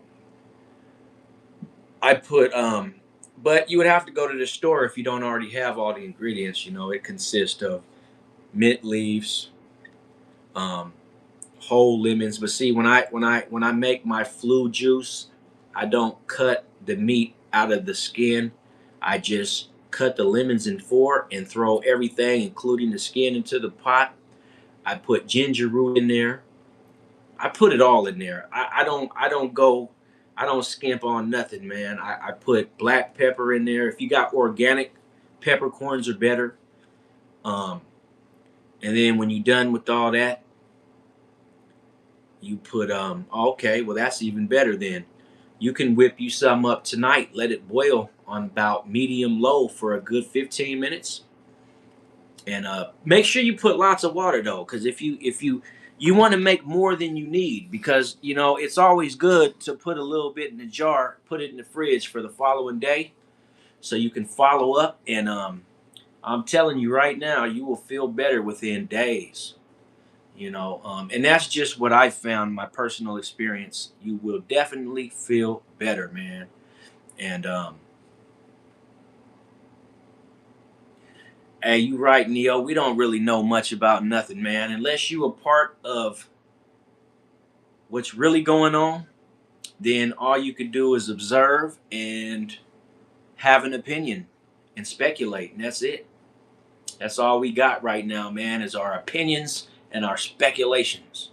But you know what? A lot of them are spot on, though, man. People ain't all that stupid, man. People kind of know what's happening. It's just we don't really know what's happening. A lot of our opinions are actually undercover facts. But Maya, but check it out though. Go to that short, you'll see it. It says cold and flu season is here. And if you push where it says cold and flu season, it'll give you the ingredients of what I use. There's more stuff you could use. Like I didn't put no garlic in there. Garlic gets rid of mucus a little bit. It thins it out and helps it come out. Um, but I was trying to think. I can't remember what you use to thin out mucus. But I know salt water, not gargling it, but actually drink it. Like make you some salt water with a little splash of lime or lemon, and make you like a little natural Gatorade. Nah, you don't need ginger for the mucus. Just make you some, not too strong. You don't want to make it to where it's unbearable, but put you some nice filtered water. Put you some natural sea salt, a splash of lime, and then that's some organic Gatorade basically. And the salt will actually, the magnesium in the salt, it's got like, I don't know, many minerals in salt by itself. It'll help you with your mucus. Salt thins out everything. It'll thin your blood. It'll dry you out. But then you just follow it up with cups of water throughout the night and into the next day, and it'll help you. But the remedy that you see on the short will help you with the cold and the flu symptoms, and it'll clean you out. You'll see that when you pee, it'll be real dark, but that's all that stuff making you sick. Because remember, when you get sick, that ain't nothing but an airborne parasite attacking your body. And what you want to try to do is kill that parasite. And there's ways to do it. It's not difficult, but a lot of people rather just go get some NyQuil and call it a day. Some Robitussin, something like that. But I never trusted that stuff because a lot of that stuff is just pain management, but it has nothing to do with symptoms. But I'm also half black, and salt makes my pressure high, King. But I get you. Oh, okay. So you have high blood pressure. But salt is not the main contributor of high blood pressure. It's There's many different factors to high blood pressure. But I'm not a doctor, so I'm not about to try to get into all the Cuzzo the Clown. What up, fella? Coming live from Australia. Hey, you know what? Me one of my boys back in the day, he had wrote a little song about Australia. He was like, Crocodile Crip, boy, I'll tell you, Crocodile Crip coming straight from Australia. Yeah, you're right. Stress creates hypertension. Yeah, narrowed arteries. There's a lot, but just forget about the organic Gatorade. Then it ain't gonna shoot it up too high because magnesium will take effect, and that causes a lot of symptoms like headaches, migraines, shit like that. It floods your blood with minerals. Your body needs salt anyways, whether you have high blood pressure or not. Your body still needs salt, but you can just you can I don't know. I use it, but I don't think that I have high blood pressure. The land down under. Red from Angry Birds. What's going on? Jesus loves you, and don't you forget that. Absolutely, man. Appreciate that, Red. I think a lot of us need to hear that, man. Hey, man, don't forget to like the video if you would, man. We trying to get up to 25 likes so we can get to the 30, man. But I'm not trying to put too big of a goal on there. So right now we have 24 likes.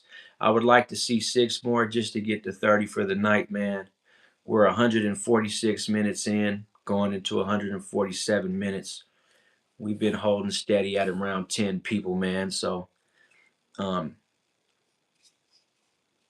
we're just politicking. It's Saturday night. A lot of people chilling in the house, not doing too. I'm in the house. You're gonna see me in the house every night, man. I don't be really where I live is not close to anything that's popping. Like I literally live in an area where the gas stations close for the night at 11 o'clock. So if you don't get all your supplies by midnight, you're going to be stuck waiting until the morning, or you can jump in your car and go farther down the road. If I want to go hit the gas station up, it's about 3 miles away. So I'm just in the house doing my videos for the evening. And I think I'm going to take this all the way to 230 minutes tonight. So in other words, maybe till 3 a.m. Maya comes back with, my friend said each like is $1. Is that true? No, ma'am. My channel is not monetized. It's fairly new. So I don't get anything. I don't make any type of finances off of this. But what I'm doing right now is I'm working to get to the point where I unlock some of those benefits. But as of right now, this is just me. I don't get paid for any of this at all. But I think once you're monetized, yeah, you can get benefits from the likes and from the comments and everything like that. But you have to be way past 4,000 hours, way past 1,000 subscribers, an established page with, you know, within all the community guidelines, and then yeah, I think you can definitely get. But no, they if they gave you $1 for every like, man, you would have people able to manipulate YouTube to make lots of money. So I believe that a like could possibly be worth like 2 or 3 cents, but it ain't much more than that. $1, that's a big number for a like. That's a big number. But it probably is worth something. I would say at the absolute most, maybe a dime, but it dang sure ain't no dollar. Cause if that's the case, I'd have made 25 bucks already. Neo got a serious question. He says, why are there so many languages in the world instead of just one? If we only had one, there would be more peace. Well, yeah, 4,000 hours is what you need to get officially monetized to unlock video and short ads, to where if you get approved, they can run commercials on your content and they will pay you for that time, right? But it's just a requirement that they have. You basically have to have 4,000 hours of streaming. So it's no different than how a pilot can't get certified until he has a certain amount of hours, you know, in the air actually flying before he can get certain kind of certifications. It's something similar. I don't know the exact dynamics of it, but um, I barely have 400 and like 60 something subscribers right now. So I haven't even reached 500 yet. And all 500 does is unlock super chat and being able to open up a YouTube store. But I don't have a YouTube store, so I don't have anything for sale. It'd be nice to sell coffee cups and sweaters and coasters and stuff like that, little candles. But I ain't got nothing like that. Mike says, oh, her name is YouTube Beauty. She got 127,000 subscribers, so maybe. Yeah, you know what? I think the more subscribers you have, the more traffic comes through your page, then you get better perks, the longer you've been, because like that dude, Mr. Beast, man, my back is itching. That dude, Mr. Beast, he makes he makes millions off of YouTube. Like he makes a lot of money. So the more people you have, the better.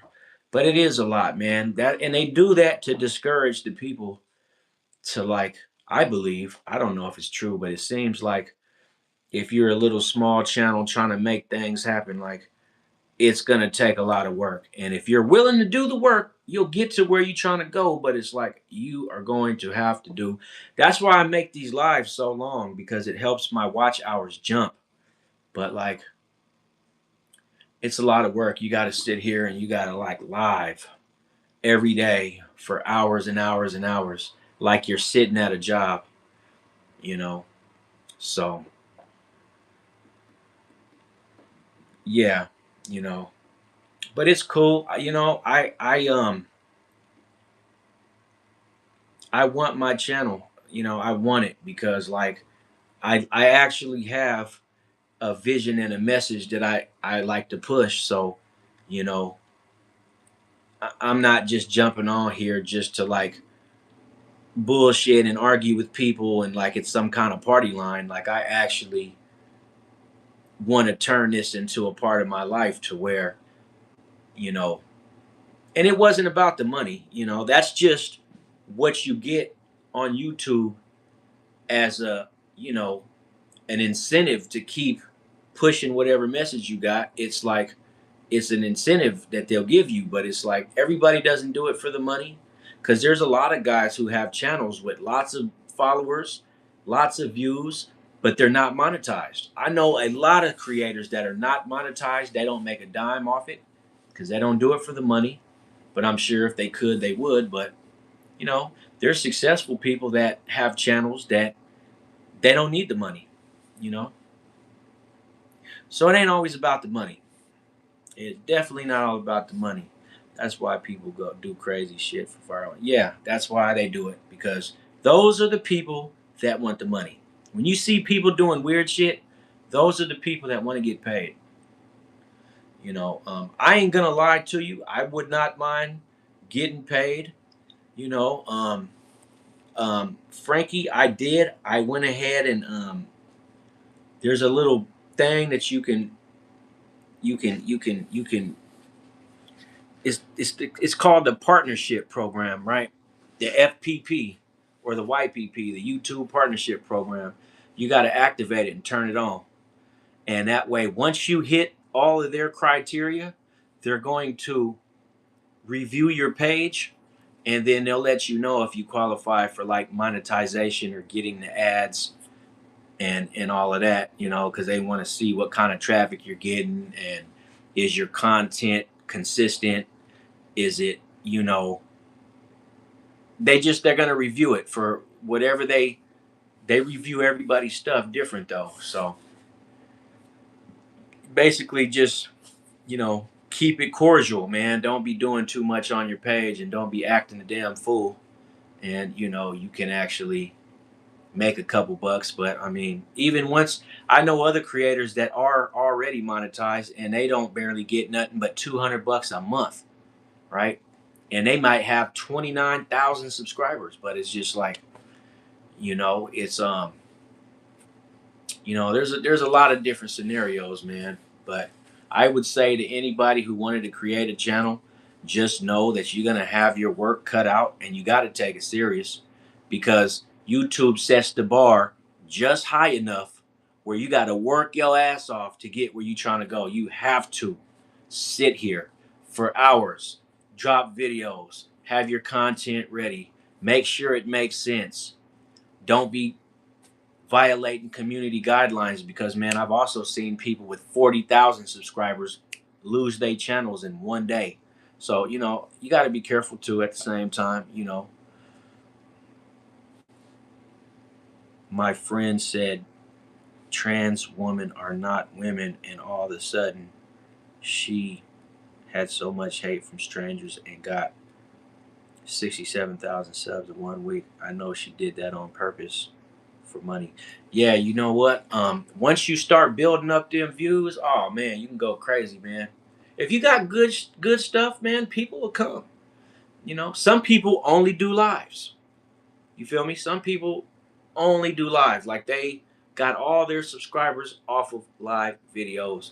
They might do a few shorts. They might do a few small little videos, but for the most part, me personally, I realize I like going live. I enjoy doing the lives, but you know, it's a lot of work, man. I don't have the good, nice little setup with the neon lights in the background, with the plants in the corners and the little neon sign of my channel behind me. I just starting off basic, man. But that's because I was going through some stuff in my life that I'm still going through, honestly. But like, I felt like I needed a voice bigger than what I had. So I said, I'm going to make this channel and we'll see where it goes.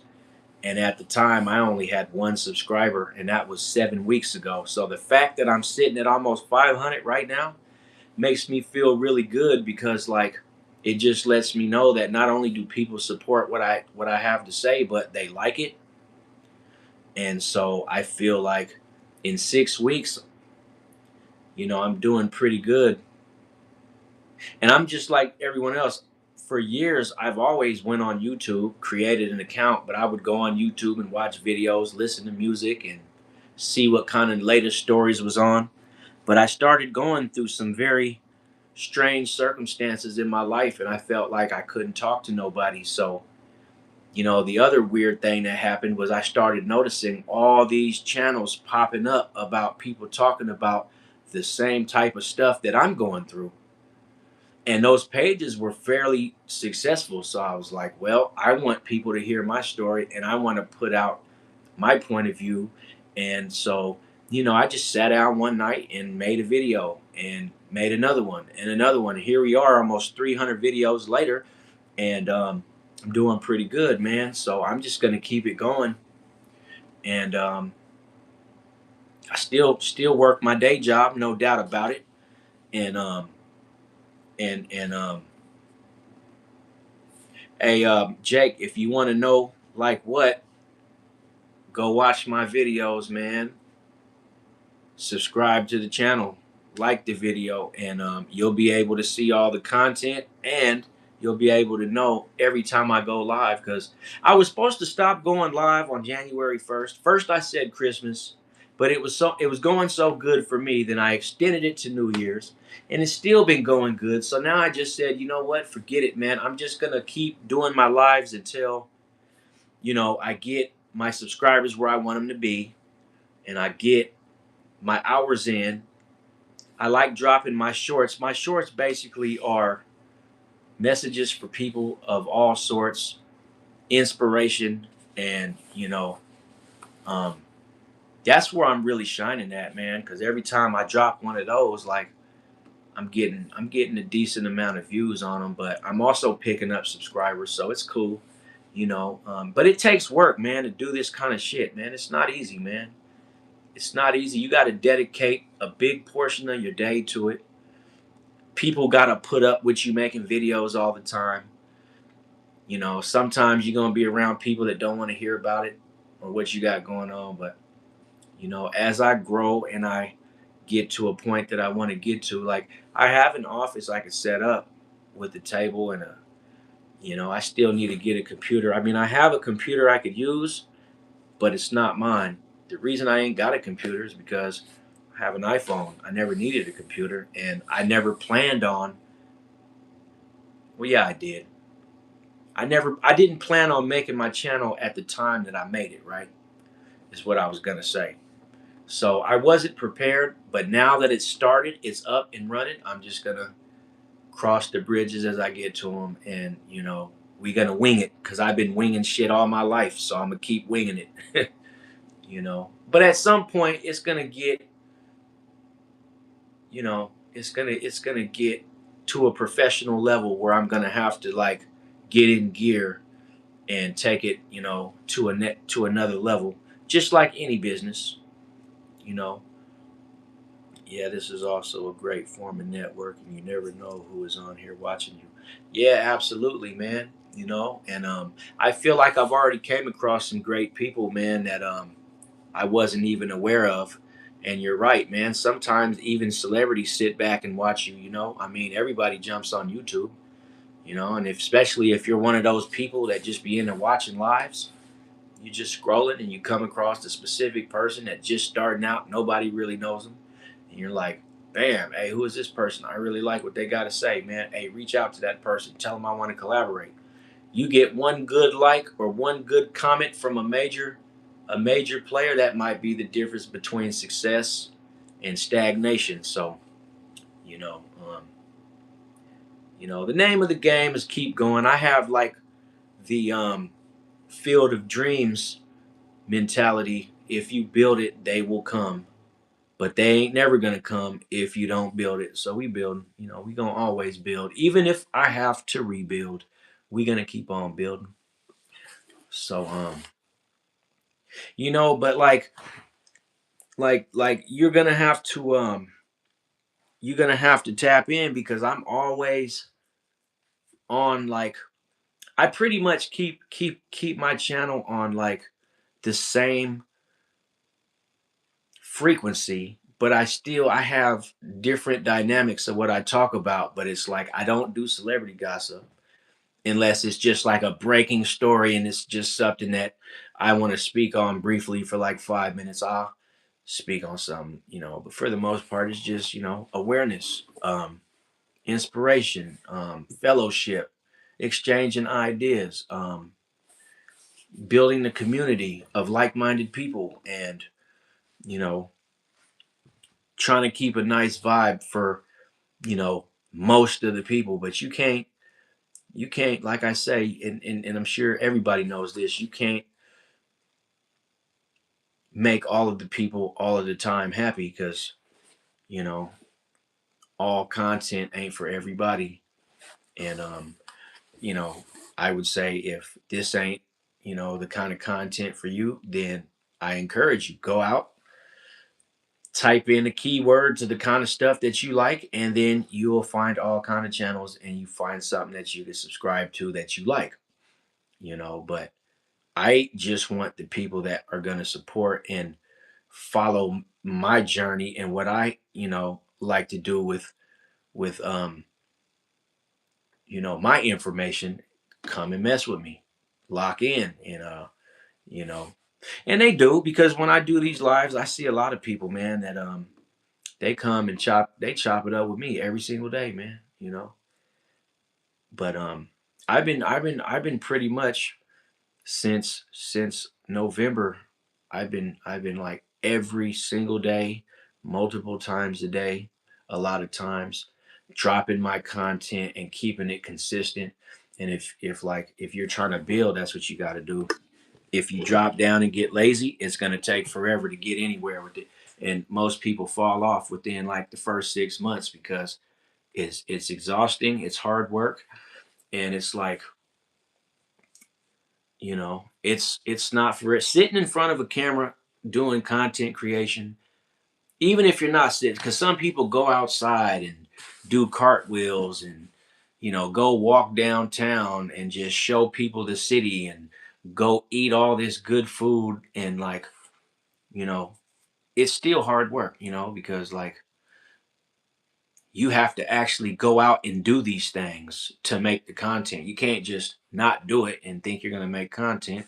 And you know, that's another thing. Like, I'm going to be doing that at some point too, where I go out and go places, and you know, now that I have my live unlocked, you know, I'm bringing the people with me, like if I'm doing something fun around the city, around the state, you know, and you know, it's what I like to do, man. And this has always been my calling, man. I've been helping people since I was a little kid, man. People used to come to me for advice when I was real young, long before the days of YouTube. So I always knew this was my calling. I just never thought that YouTube would be the place. A lot of people say, "Hey, man, you know, you should make you a TikTok account." And I was like, "Man, yeah, maybe." But you know, as of right now, I'm just gonna stay focused on one thing at a time, and see where we can take it. And you know, I got a lot of support. You know, I got a lot of haters, but that's mandatory. You always gonna have a lot of haters, man. You know, haters are just part of the scenery. So you know, I don't hate them back, but I do, like, don't come mess, like, you come mess with me, bro, I'll troll you back, man. I promise you I will. There will always be people who try to bring people down because maybe they want to bring others down to their level. Yeah, it's that, but you know, when you come into a public place, a public space, like, you have professionals, bro, that they're not just trying to bring you down. Like, this is what they do. They might actually be great people. They might actually have a lot of friends and a very successful life. No doubt about it. But hey, man, they're professionals, right? They come in under aliases, under fake profiles, and they're professionals. And that's all I can say is they are professionals, bro. They get paid to do this shit. Same way the YouTubers trying to get paid to drop their content. They got people that get paid to go and discourage your ass. So don't never be discouraged by anybody, because you would hate to get discouraged and find out that some paid professionals came in and made you feel some kind of way and you fell for it. So you got to always keep that in mind. Burger Sloth says, Jesus is the truth. Hell is real. We all sinned. He died on the cross to pay for our sins, was buried, and rose again on the third day. Put your faith in him alone to save you. Trust in what he did for you. I remember that message from a while back, Burger. So I appreciate it again. I am I am definitely a believer of reiterating the same message because sometimes people don't get it the first, second, or third time. So I don't see no problem or nothing wrong. I love you, bro. Keep doing your thing, man, and hopefully, hopefully you'll wake some people up, man, because that's what we out here trying to do, man. And I don't even know why I'm trying to wake people up. I still don't understand my mission, but at the same time, I don't question it because here comes Vamsky again. Have I had any experience with ghosts? Maybe. Uh, I don't really want to get into all of that because that's more like personal business. But I will tell you that I believe, just like everyone else, that spirits are real and they can visit you, man. And you can actually see one with the naked eye. Do I believe that? Absolutely. And by the nature of your question, I'm pretty sure you kind of believe it too. Um, Do Yoner says, "What's up, little bro? Shout out to the Secret Squirrel Society. We got cams in the vents." Oh, okay, well, let me go check the vents then.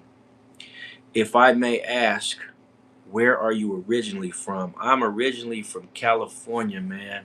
Kern County, California is where I'm from. I was born in Los Angeles County, but Kern County is the next county over from LA County if you head northbound. So it was like I was born in Lancaster, right? LA County, and then we moved to Mojave, Kern County, Bakersfield, Tehachapi, the whole Kern County, man. But I currently reside in Michigan, obviously. I keep saying that. You look like I look like Mike, huh? Okay. Um, we Islamists say that Jesus, he is the prophet of God and he is alive. He did not die. He will come and cleanse the world of the infidels and the criminals. Okay. All right. The shadow government is into your holy mission, bro. They call me the whistleblower. Okay. I see that you pay attention. Oh, Do Yonner, I noticed that about you. You definitely pay attention to what I say. I hope you put some of my lives on repeat. You look like Marv from Home Alone, the one of the burglars. Okay, all right, I remember him. I find it strange how people have different religions with the same God. You know what? Me too, man. That's exactly why I'm spiritual, Lil Vamsky, and I don't claim any particular religion. I'm spiritual and spiritual only. Are you a potato farmer? No, Dime, I am not a potato farmer, although I would not mind being one. Just ask I just asked you because your accent didn't sound like Michigan. No, it ain't, man. And you know what? I noticed that there is an accent out here, and it really depends on what city you're from, to be honest, because, you know, people in Warren sound different than people in Southfield, and people in Detroit sound different than people in Southfield and Taylor and, Monroe. And it's just, yeah, you're right. It's definitely a Midwest accent, and people pick that. These locals pick that up about me right away. That yeah, of course I'm afraid. Let me guess, you are striving to be a failure, Mister Duyoner, because you want people to go hang out in areas that you know they could get hurt in, just for the clout chase of it. I'm pretty sure if you know where Fourth and Gordon is, you wouldn't hang out over there neither. Mike says, Billy Bob Thornton, what the hell you doing here?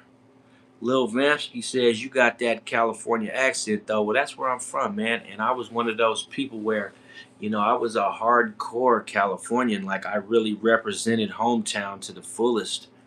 And I was also like back before I left, it came to the Midwest.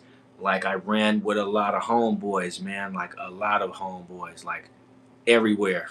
So, we kind of like, yeah, we did the shit, man, together, man. Oh, so you in Detroit then, is what you saying? Or hold on, let me, cause I got this wrong. Who said that?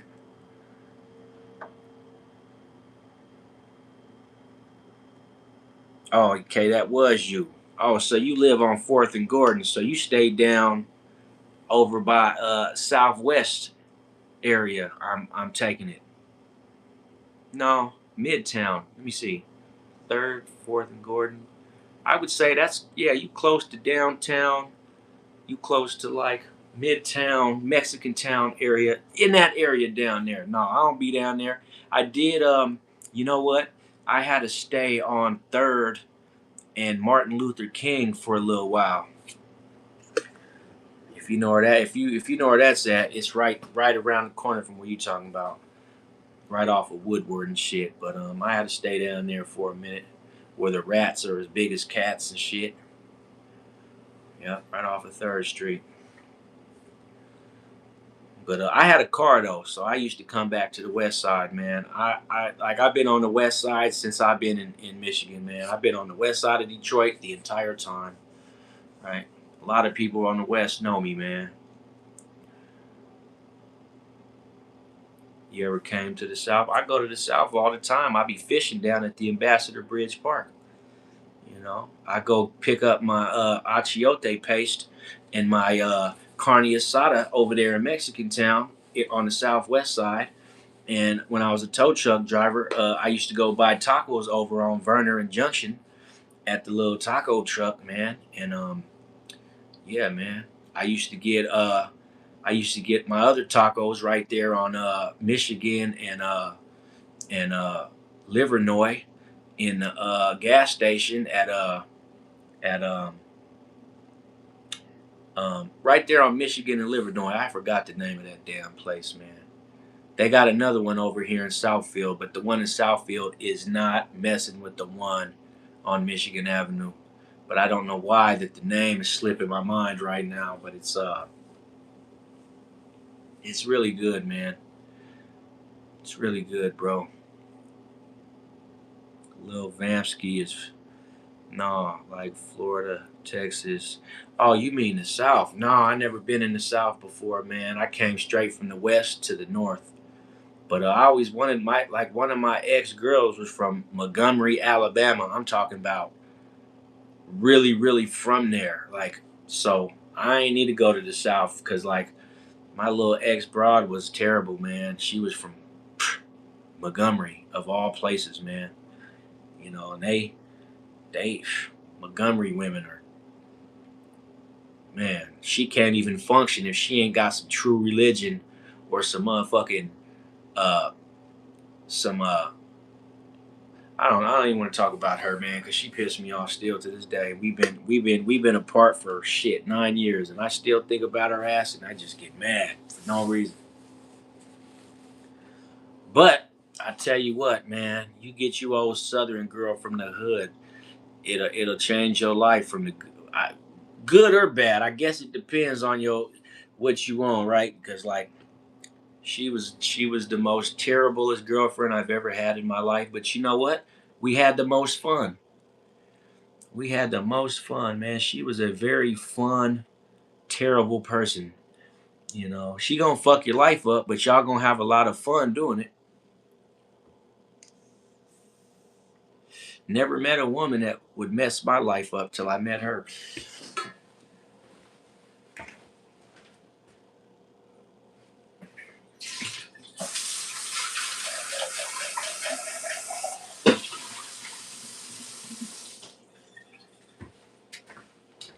I'm talking about. I'm talking about, bro. A girl that'll make you feel good about crashing out. No, I don't smoke, man. I don't do no smoking, man. The cannabis is not the same as it used to be, man. And if you in Michigan, bro, then well, Vamsky's not in Michigan, but the other dude is. The Michigan cannabis tax just shot up 24% this month. So it ain't even worth smoking now. You might as well go find your old street dealer and get a deal with some shit with some seeds in it. Cause if you don't do that, and then another thing about Michigan, it's a well-known fact that everybody grows here, man. You know, if I didn't feel like I would get flagged or something bad about, you know, my my page, I got a video of my plants that I grew when I first got out here. I grew 15 plants in the backyard. And then my homeboy over the bridge, he grew 12 plants, but they was 13 feet tall and about 12 feet wide. And I had previously never seen no plants that big before in my life ever. Like this cat had, just imagine you got a cannabis plant that's 13 feet tall and 12 feet wide. His backyard was like it was like you could hide in the plants back there, man. But they grow out here for sure. And it's legal too. It's not illegal, so I could talk about it. It's definitely illegal. I mean, it's definitely legal. Of course, as long as you within the parameters of the law and you don't, you don't. And then not only did my homeboy grow, bro, when I tell you he had some of the prettiest weed I ever seen, bro, man, I remember this one particular plant near the back was at the very top of the plant. It had an extra little shoot that grew about a foot and a half taller than the rest of the plant. And it was just one solid bud about this big, like just bum. And it was purple and yellow. The bud was purple with yellow hairs. And, you know, I filmed all my plants. They weren't that big. I had little plants, but mine were above ground. I had mine in buckets. He had his shit buried in the ground, but he also had like help with professional growers. So, you can make some. I don't know if you know this, but Michigan has some of the best weed, man. It does. Michigan has some of the best shit. And the season is only from May to November. Uh, I don't know how to pronounce your name, G, but we gonna call you 1646. He said the Indian weed is called Bang, but Bang. All right, I'm gonna have to check that out, man. I now that I have a name, I can go search it and see what it looked like. I'm pretty sure it's good. You know what I like about India? India is the only place in the world where the striped tiger lives. Like the real striped tiger, man. Wow, I ain't heard that. This cat said sugar is just gay salt. Where in the hell do you come up with this shit, man? Sugar is gay salt. That is crazy. I have never heard that before, ever in my life. Never in my life. Never heard that. How how's it feel to be broke? Shout out to Stevie Hunt, everybody. He wants to know how does it feel to be broke. You know what, man? It feels amazing. And let me tell you why.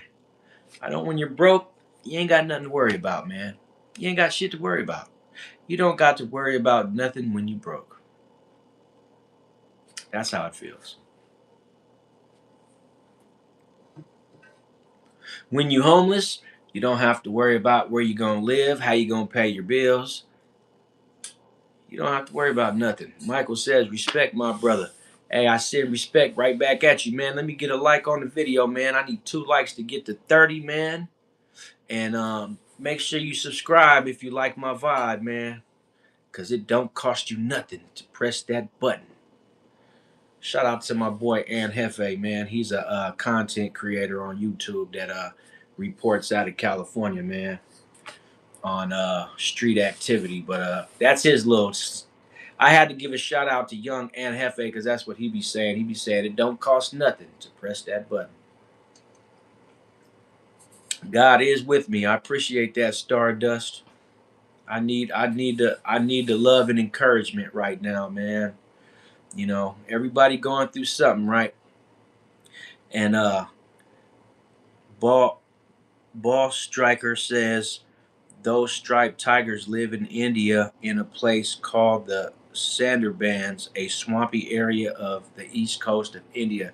To me, those are the most beautifulest cats on earth, though, man. They're just like, I love the striped tigers, man. And the only place you can find them is in India, you know. Yeah, you know what? Hey, bro, Stephen Hunt, man. Hey, understand something, bro. There's a lot of people that don't want to be broke. And I don't want to be broke neither, man. But sometimes, man, you got to go through it to get to it, man. And that's a fact of life. You know, you got to go through it to get to it, man. And then you got cats like me who just keep going through it for no damn reason at all, never really getting to it. But I done got to it. I done got to it, man. Best believe I done got to it, man. I ain't just been out here doing bad my entire career. It just like I said, if you go to my channel, man, you'll understand, man. When they got you under this organized heavy gang stalking program, man, they turn your life upside down, man. So, you know, I'm not taking full responsibility for my situation because, man, I know what I'm capable of. I know what I'm guilty of, and I know what I'm innocent of, and I shouldn't even be unemployed right now. But you got a lot of dark, evil people out here, and that's what they want to do, man. They don't care. So I don't care neither. I just, I play the game how it goes. He's a mixed moron. Angry Chair has something to say, ladies and gentlemen. And Bing Bong says the blackest white man. Hey, you know what, man? Hey, those striped tigers, they can get all the way up to like what, like 500 pounds or something like that. I know this. You wouldn't want to get trapped in a cage with one, and he ain't even got to do nothing but jump up on his hind legs, and his ass is like 10 feet tall. Yabba dabba doo, what's going on, man? Ain't seen you around in a couple days. You got them crazy eyes, yeah, man. You know, that's how you know I'm getting tired, bro. We've been streaming for 185 minutes, so my eyes get a little crazy after the a little while. He says I was sitting on Pinocchio's nose. He called me pretty, and I felt his nose grow. Oh, that was a good one, man. Neo says that ghosts are afraid of cats. You know what? Hey man, I'm gonna keep it all the way 100. Yeah. You know what? P P. I don't know what that is. Pee Wee Theo.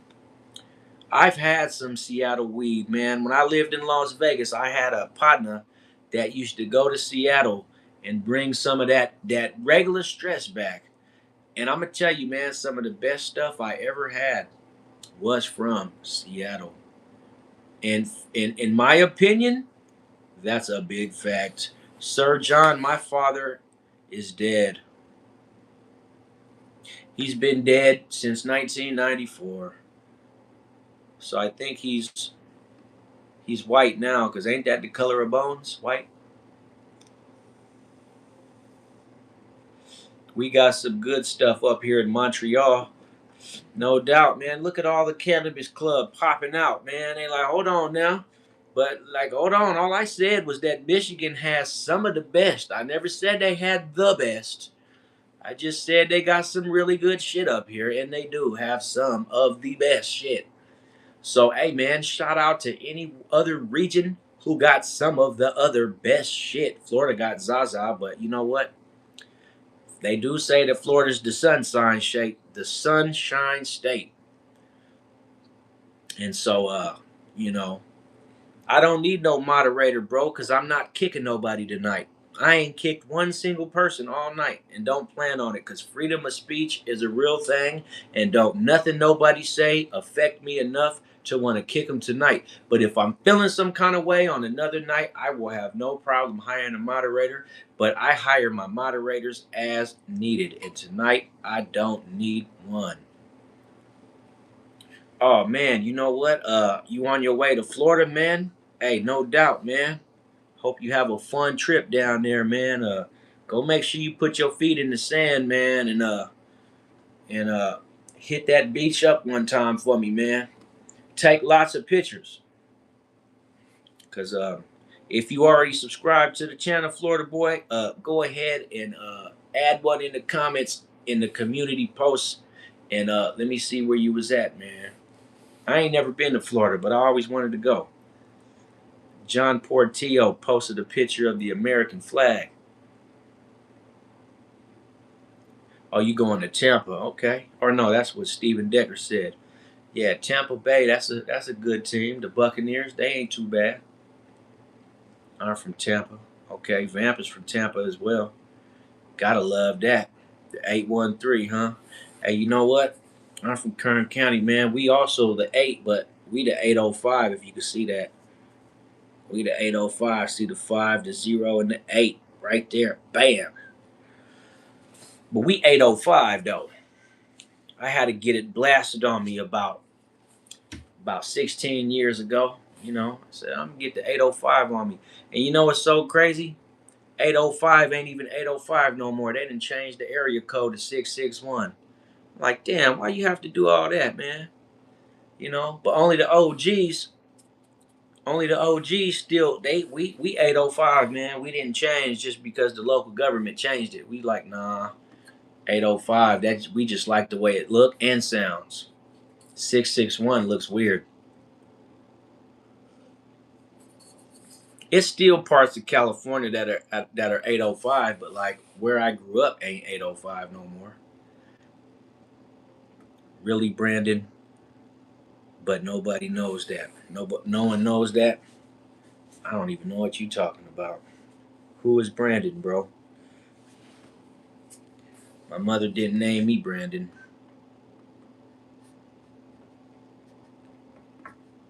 Don't. Man, somebody gave me the 30th like and then they took it back, man. Can I get one like off of somebody, man, who gon' let it stick, man? Hallelujah, man. Z Hot Knight says hallelujah. Oh, they done took 2 likes, man. See, y'all playing, man. And I haven't even did nothing to y'all. You just playing games. Oh well, we gonna have to settle for the 28th then, man. It's all good. It is all to the good. But Florida boy says I'm a trucker delivering to West Palm Beach. Oh, so is you still gonna get to go all the way down by Miami though, still regardless. Isn't West Palm Beach way at the bottom? Only 355 days left until Christmas. Oh my God, Storm, you are tripping. You already thinking about Christmas, huh? You know what? If you like it, I love it. Florida has the worst drivers with normal roads. Yeah, you know what? I don't know about that. I know it rains a lot in Florida, but I'll tell you this, boy, Detroit, it ain't even about bad drivers. It's some crazy drivers here, man. Man, it be so many terrible accidents out here on these roads, man. And then the weather, when it starts to rain or snow, you got to be careful out here, man. There was just a big ass pile up the other day. Hannah, how you doing? How you doing, sweetheart? I think I seen you in here before, man. Yeah, I don't know though. It's probably one of the worst places to drive in the wintertime. I know there's lots of. I don't know though. I wouldn't want to drive in New York City, man, during the wintertime. That shit seems like a headache, man. It seems like you'll overheat before you get to where you're going in New York. You might as well just get a bike. Was hitting up Little Vampire. You know Brandon? No, I don't. I don't know him. He just he be popping in from time to time. He cool. I don't really know him though. But damn, Vamsky, he put your real name out there, man. Now I know your name ain't Vamsky, your name is Brandon. Does your mama know that you call yourself Little Vampire?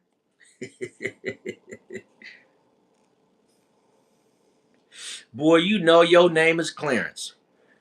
Stop trying to act hard. Oh man. Taylor Libby say, "Let's go, Brandon." Yeah, he on a mission, man.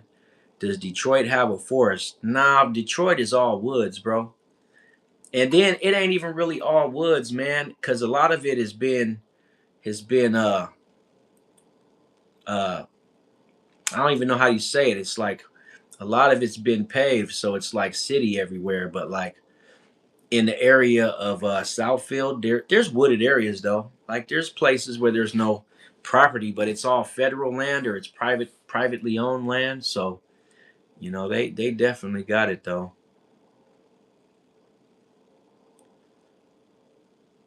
If we get this video to 80 likes, he will.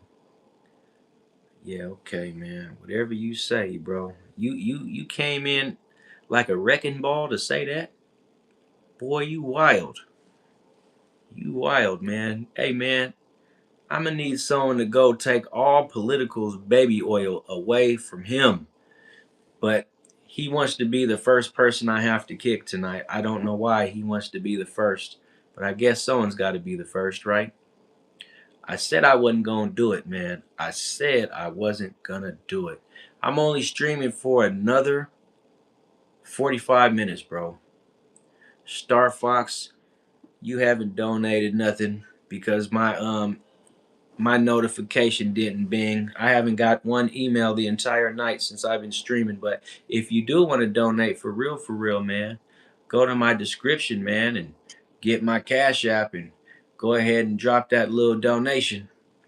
Cause I'm broke as hell. I am broke. I am a broke one. The Gamescape says he wants to riot. Where you want to riot at, man? Star Fox is just donating all kinds of imaginary money. You must be sending me V-Bucks or something on Fortnite, huh? So we back to begging, huh? Oh, that's why. Oh, that was the setup. I got you. So y'all setting up plays on me, huh? Got you. I got you. Absolutely, man. You got me. I got to give it to y'all. Y'all set me up and got me. That was a good one. Talking about such and such is donating just so such and such could say, "Oh, you back to begging, huh?" You was hoping I was gonna say something about them donations, huh? Tell your tell your partner, man, stop lying to kick it then, man. I see the trolls are back. The trolls never really leave. It's like cancer. You go into remission for a little while and it just comes roaring back. You know, we are 196 minutes in, ladies and gentlemen. I'll donate if you drop that thing in my chin. I bet you would, man. Machiavelli Train says skinhead. I wonder if he's talking about political. Most likely, that nigga's probably trolling from prison, man. Is you locked up in the joint, man? Is that what you doing, bro? Hey, you know what? I'm gonna tell you like this, man. That's weirdo promotion, but I'm the kind of guy, man. Any promotion beats no promotion, man. So keep promoting for me, man. Keep promoting for me. Fresh meat for the clapping. Okay. All right. Well, at least he ain't afraid to say he's LGBTQ. I wish you'd just say it though. Like, just put it on out there, buddy. Just put it on out there, man. Yeah, I don't know what he talking about, man. I don't know what this guy is talking about other than his free speech. You know he's putting all capitals so you will be able to see. Man, well, I'm sorry to hear that, Machiavelli, man. You need you a Fifi or a girlfriend. Whatever comes first, man. Oh, you want to do a hairline reveal, huh? Nah, frat, man. I got to redo my hair right now. I didn't redo it. I didn't even shave today. I'm waiting for Monday, man. I'm like, I ain't got to shave for nobody. It's the weekend, man. You got the Diddy boy in here. Yeah, I know, man. That seems to be the trend, man. The Diddy boys always want to come and like on me, man. But it's cool. Like I said, man, that's weirdo promotion, but I'd rather have weirdo promotion than no promotion because that kind of motion is better than no motion, man. Star Fox says, "Can I get a shout out?" Oh, I get it. We do got the skinheads in here. Yeah, it's all good though, man. You know, that's one thing about America, man, is you could be whoever you want to be, man. Remember that.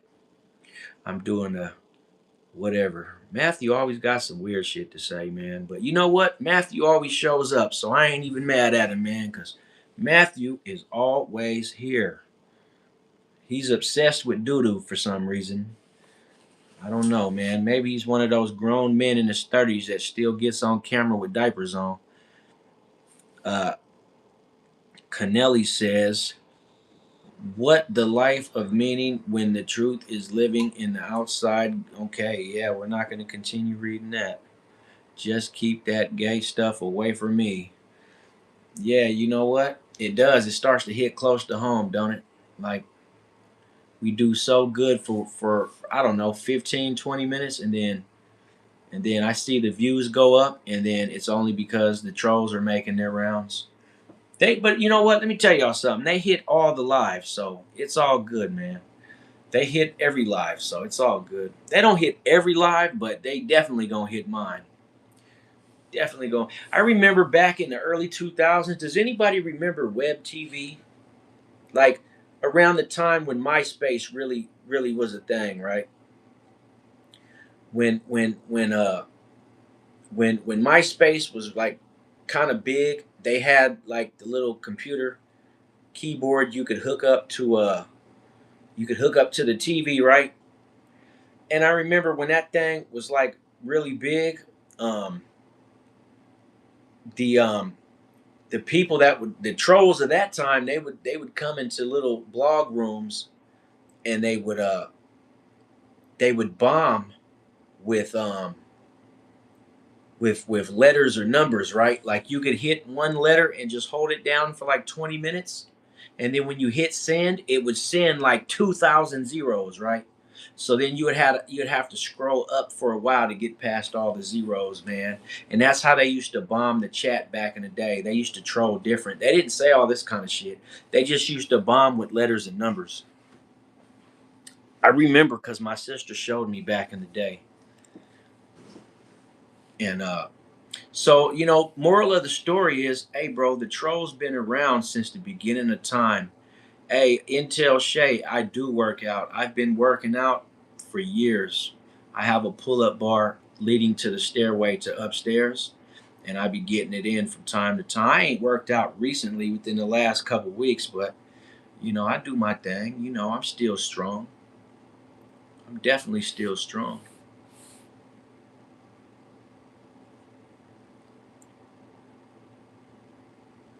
I don't know what a flood protector is.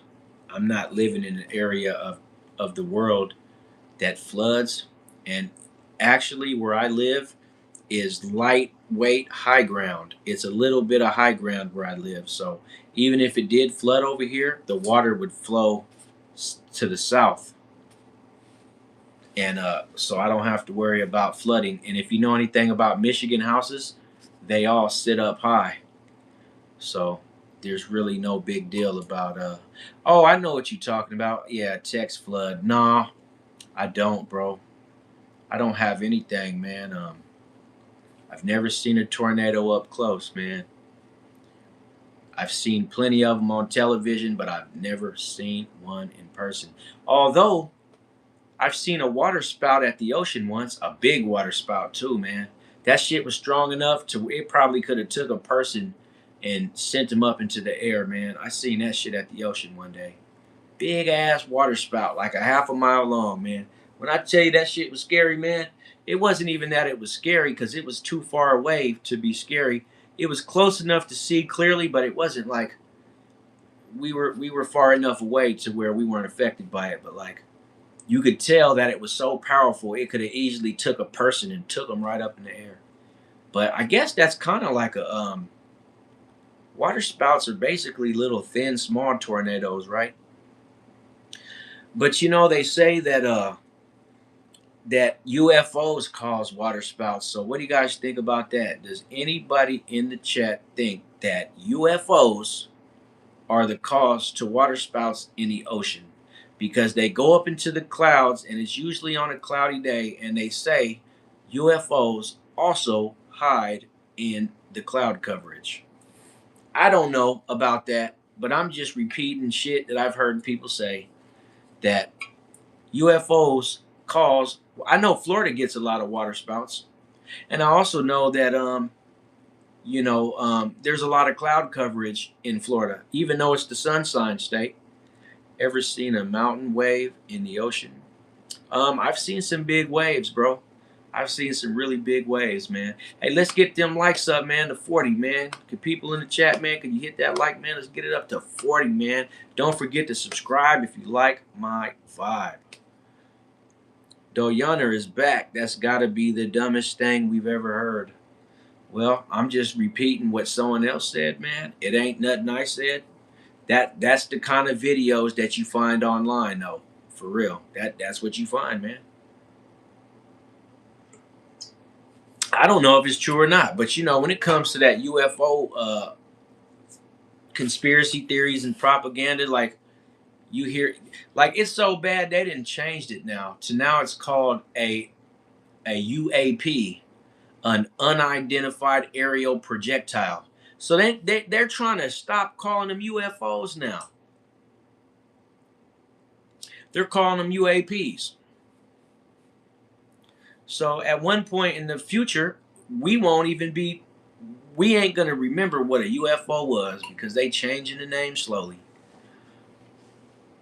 Um, Not a cult of personality says I am still undecided. I'm assuming that you are referring to not liking or subscribing. Hey, you know what? If you're undecided, don't worry about it, bro. No need to worry. What's your view on the USA bombing Venezuela?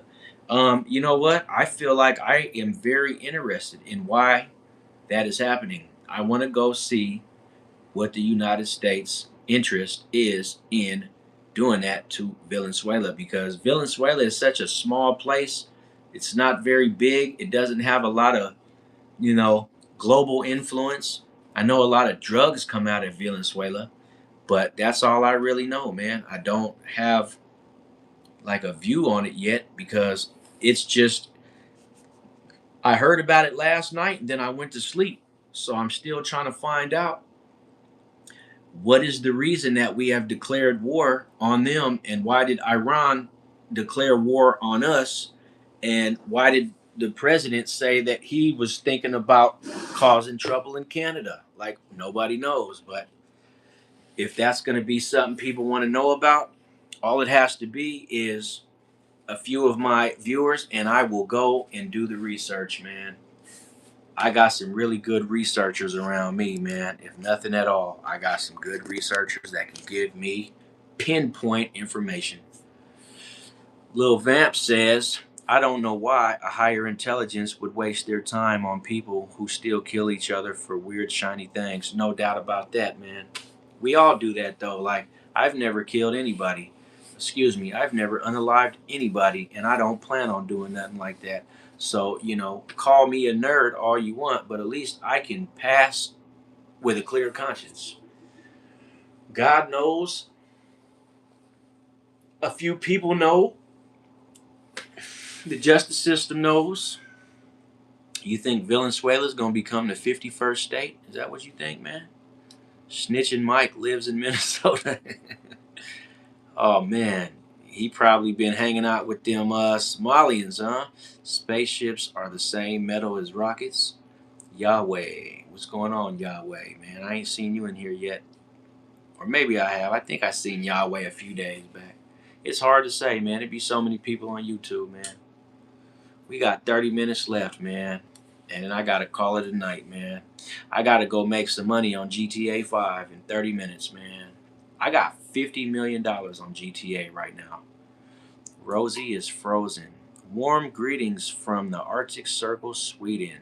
Let there be peace, love, and light in your life for this new year. Oh my God, Rosie, that was the best wishes I've got all night. Thank you very much. With the little heart. With the little heart. I appreciate it.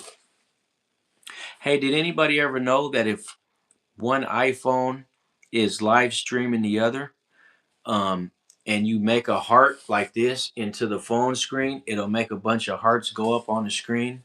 And if you do a thumbs up, it'll do the same thing with thumbs. And there, you can do another one for balloons. It's kind of cool, man, because the phones it lets you know that it's recognizing what you're doing. It's kind of scary technology, though, to be honest. Yeah, I'm excited about GTA 6. My daughter's mom she's about to go get a PlayStation 5 so she can be ready when GTA 6 drops. And I'm like, well, you know me, man. I've been playing GTA 5 for like it since it first came out damn near 20 years ago, man. So, I'm still on it, man. GTA San Andreas, Liberty City, you know, the Ballad of Gay Tony, like all of the versions of GTA were the shit. Matter of fact, I even played the first version when it was like playing Dick Tracy, when it was like you were seeing the whole game from a helicopter perspective, right? It was just you can see all the streets. I was playing GTA when they had it like that, man. Yeah, the top view. You remember that, huh? The first GTA on PS1. I've been playing GTA since that game. So I'm an OG, man. Yeah, Unk as hell, huh? No doubt, man. Yeah, man. But you know what? That's what we had back then, though, man. That was the first version. Hey, I'm gonna tell you like this. I'm gonna tell you something I bet nobody remembers, man. When PlayStation 1 first dropped and you took it out the box and you plugged it in and you got your demo CD and everything, there used to be a game in there called Driver. And it was like kind of reminded me of GTA 5, but the demo disc, it had like 3 games on the demo disc, and this game called Driver was one of them. And you used to be able to get this car that looked like a Chevelle or a Malibu, like a 60s Malibu Chevelle. And you used to be able to speed through the streets and do all kind of shit. And South Park Rally, I think that was one of the other ones, man. But that was PS1's debut right there. You got your little demo CD, man. And then I remember my friend got it, right? And like we had a little party that night when they called all of us and was like, "Hey man, we got the PS5, man. We need all you guys to come over again, man." And so I'm talking about we was over at my friend Brian's house like 15 deep, all taking turns playing PS1. We were playing the demo and shit. And yeah, man. Cause my friend Brian, he was the very first friend out of all of us who had a PS1. We over at my house had Super Nintendo, and my favorite game on Super Nintendo always was and will always be Killer Instinct. Man, that game is. You know what? I'll buy a Super Nintendo to this day just to play that game. Where you could do the combo breaker. That was my game, man. I like to pick Cinder. I like to pick Spinal, because see, Spinal could disappear on the left side of the screen and pop up behind you on the right side of the screen. And then he had a sword and a shield, and like he had this cold combo he would do on you, right? And I miss those days, man. But GTA Vice City on PlayStation was yeah, it was, man. That's what I'm saying. Just because PlayStation 6 is coming out, people should have their game room set up to where you got all the hottest gaming systems that there are still. And just because PS6 came out and GTA 6 is dropping does not mean you can't turn on PS5 and play GTA 5 or PlayStation 4 and play GTA 5 and have a good time, because I still be having a good time, man. And they still dropping new updates on that game. It's crazy how older people played with those graphics. Must have been lifelike. Yeah, yeah. Well, you know what?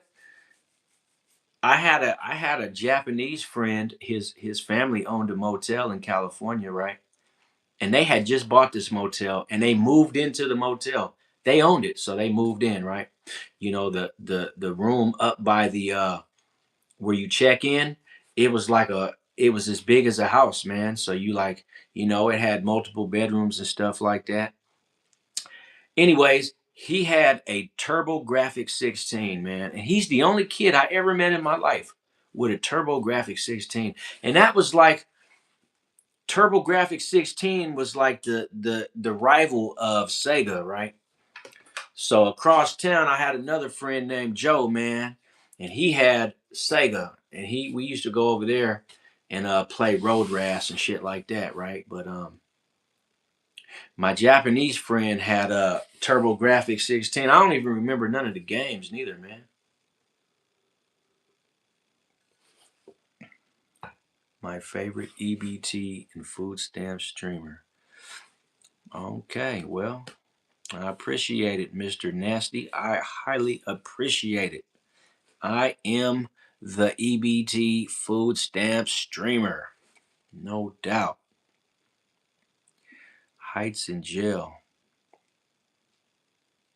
My favorite game these days is Black Bitch.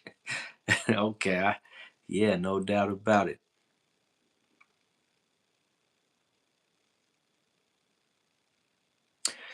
Yeah, no doubt about it, man. What it was is that was that like a diss right there? I'm kind of confused, man. I don't know if I'm getting trolled by you right now. I really don't know, man. I think I just got dissed by the Masons, man. I'm feeling like I'm getting dissed by the Masons right now.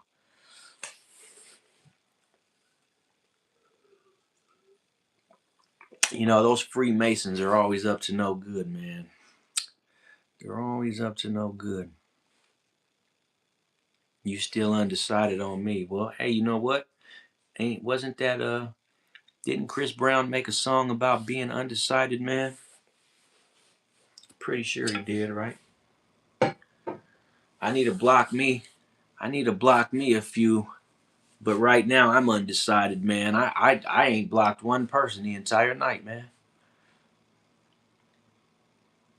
I ain't blocked one person, man. And don't plan on it, right? But tomorrow, I'm going on a frenzy.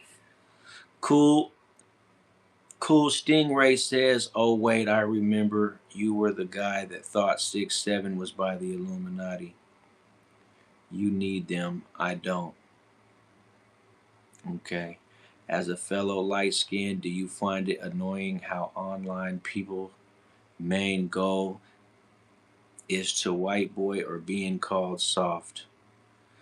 Yeah, man, I don't know what's going on right now. Like the whole stream, we were just vibing and then everything just switched like a light switch. So I don't know what's going on right now. All I know is I got like 20 minutes left to stream, and then you know, we're gonna go ahead and call it a night. But like we were just vibing, and now it just took a turn for the weird. I'll be right back.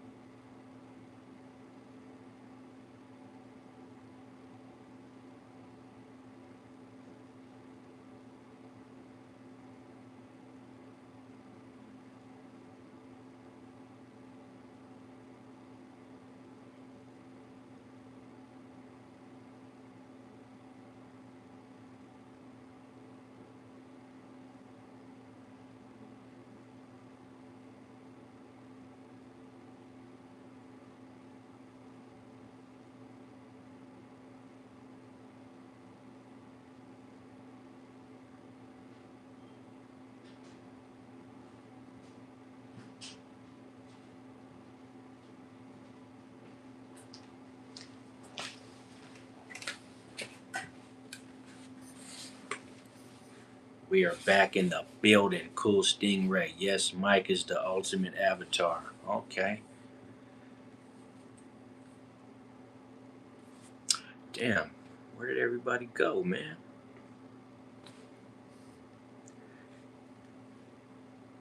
Remember, because I was the one that wrote the entire lyrics to the song Brighter from Horizon Hotel in the chat. Cool Stingray. What, you a songwriter, man? Is that what you saying? Bro has killer eyes. You know what? I've been getting compliment on my eyes my entire life, bro.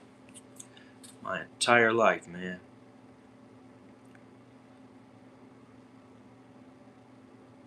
No, I was here, man, when we were talking about video gaming, and then 1 minute the damn chat dropped to zero, and then it just wasn't even about video gaming no more. So I was kind of confused, man. I had to go talk to my daughter for a second.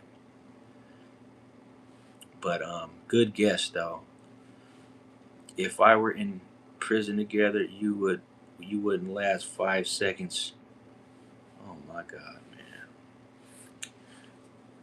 Yeah, you know what? That's exactly why I wouldn't be in prison with you, bro. And even if we was, you wouldn't be my cellmate. We would find you a like-minded individual. That's what we would do. I got just the person for you too. His name is Big Pretty.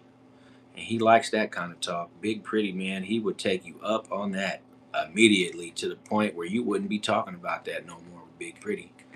He'd be like, wait a minute, I was just playing, man. He'd be like, no, you wasn't. Bring your ass here. Yeah, you'd be sleeping in the bed with Big Pretty. And if you didn't want to sleep in the bed with him, he would still have the bottom bunk, and you would be up under the bottom bunk, hidden behind the bags of store, right? No, you don't know Big Pretty for real, because if you did, you would be like kind of terrified. Big Pretty wasn't nothing to play with.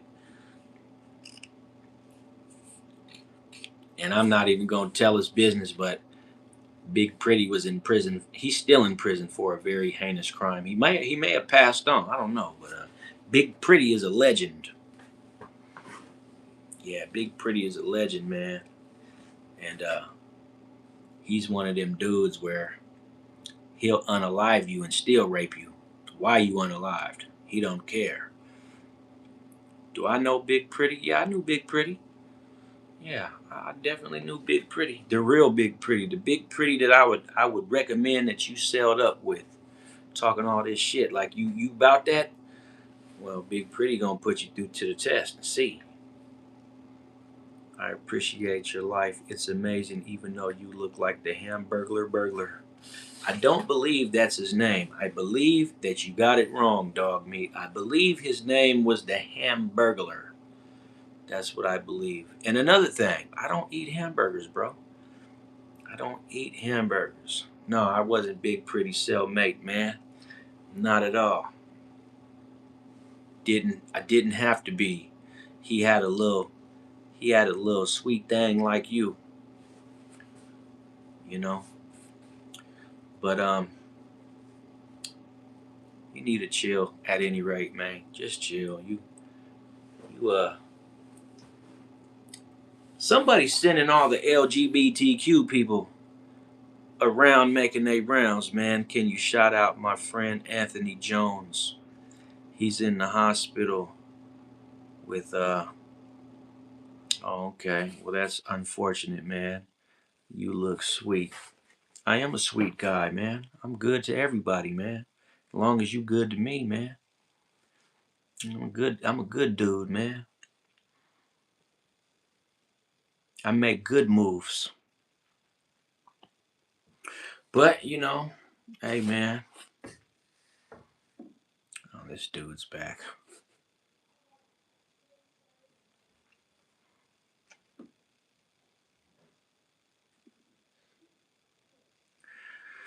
Yeah, I can dig it, man. Make sure you like and subscribe, bro. Like the video, subscribe to the channel, and oh, I don't even know how to what's that supposed to say? Politicism? You're the master, huh? I can dig it. Oh, okay. Well, appreciate being your favorite one. Definitely appreciate it.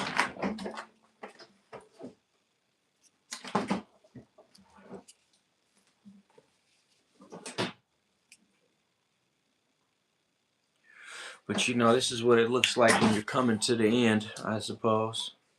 We might just cut it early, man.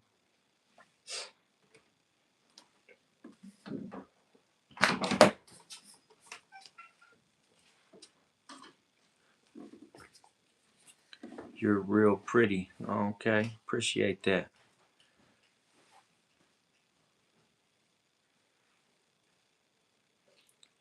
No, Mr. Sanchez, man, I'm not triggered, bro. Off small talk, man. Small talk, it can trigger somebody, but not tonight, though, man. Yeah, I appreciate it too, man. Y'all just keep doing your worst. Keep up the bad work, bro. You know, everybody's got their job to do, right? Everybody's got their position to hold down. You just keep up the bad work. That's what you do.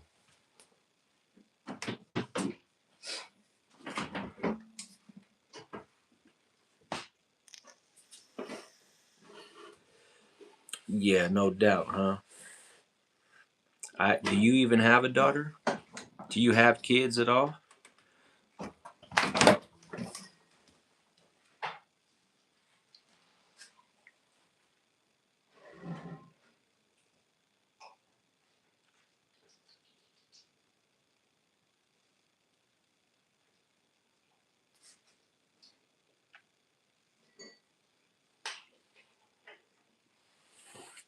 Yeah, I mean, I'm getting clowns right now. Check y'all out. You guys are quite the crowd, man. You guys are quite the crowd. I don't know why I have to get all the losers, but I guess that's the way the cookie crumbles. All the losers. But just know this, I'm still streaming though, cause there's a method to my madness. So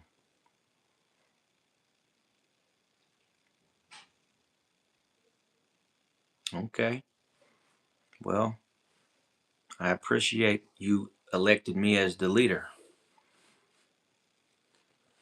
I appreciate that, man. I really do.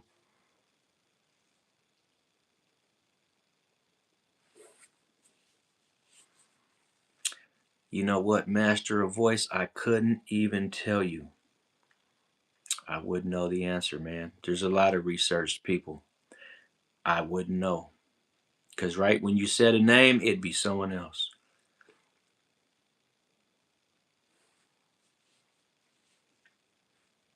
Okay. Jesus Christ. Shout out to Jesus. I feel like I don't need it. I don't need to Google it. I feel like Lil Vampsky, he just gave you the answer and it was correct.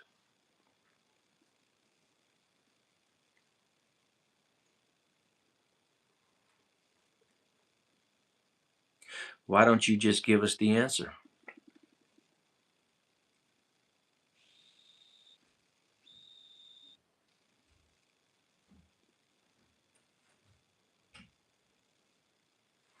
Man, clown shit, like always. You know the Freemasons, man, they like to rally the troops of weirdos, man. That's what they do best. But the show must go on, man, because I got a quota and I'm gonna hit that quota no matter what.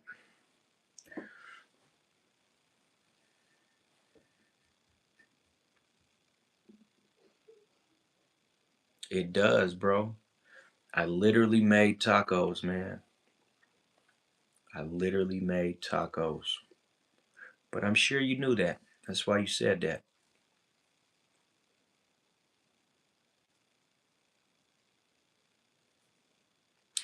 Bro, AI has already taken over the world, man. It's already happened. AI was out before they even announced it. But in a world full of small minds, people don't always see the sleight of hand when it happens. It hits them later. The sleight of hand slap, you didn't see it or feel it until 10 years later. And you're like, wait a minute, we got slapped. I'm like, yeah, you did. But yeah, AI is already taken over, and here comes automation. But they need AI to run it, and then they can go ahead and get rid of everybody with the Operation Depop.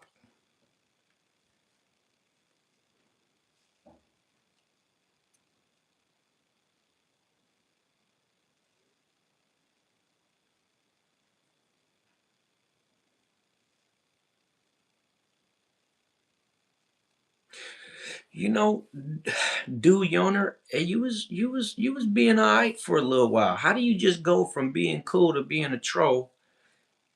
You ain't one of them dudes where they can just put a battery in your back, are you? Like you flip a switch and then you just become a troll at will.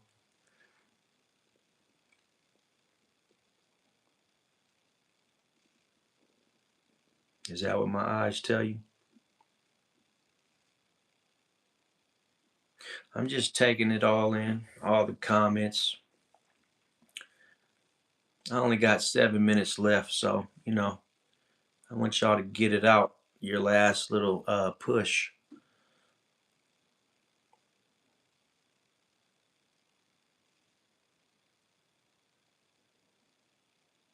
Freedom of speech is a real thing, and I stand for all people's rights. Doesn't matter what your background is, what you got going on. So if I just sit here and start striking people, man, I would be a hypocrite. Life is good, bro. Stop worrying about. Oh, I'm not worried about what nobody's saying. I'm just running out the clock and taking it all in. I had a good night, bro. My night has been great. You know, my night has been great, man. I did everything I set out to do for the night, man, and it's coming to a close. And when I get off of here, the trolls will move on to the next target, and life will continue. Marcus says that prayers for you, brother. Keeping all people in my heart. It's easy to be a hater. Nothing tougher than pure love. Take it easy. Yeah, man, it takes less energy to be a stand-up individual, man. It listen, being a hater takes a lot of energy, man. To be a hater, man, it takes so much of your energy, man, that you might as well just be a good person, man, because it doesn't take hardly any energy to just be a stand-up individual. It doesn't take nothing. You probably using 1% of your energy to be a good dude, but to be a hater, you using a good 55% of your energy just to conjure up the hate, right?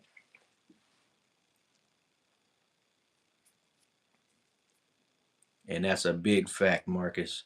That's a big fact. Hey, I appreciate it, man. I appreciate it. You know what? I've been told that I'm a funny guy, man. I could have been a comedian. I could have been a pilot. I could have been a lot of things, man. But, I chose to be a real stand up person instead, man. Just imagine if everybody chose the same path, though. Life would be boring, you know? A lot of people would feel like there is nothing to live for, man. Especially if you couldn't be a hater, that would be devastating. That would be absolutely devastating, you know? Especially seeing that there are professional haters, professional haters. What's going on, Barry? Shout out to the Barrys, man. I used to have a really good friend named Barry, man. Don't know where he's at these days, though.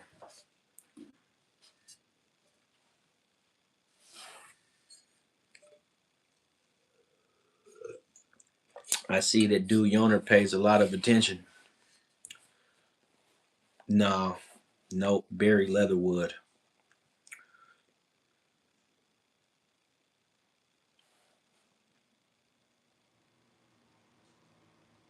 Yeah, it's very clear that the gang stalkers are in the house.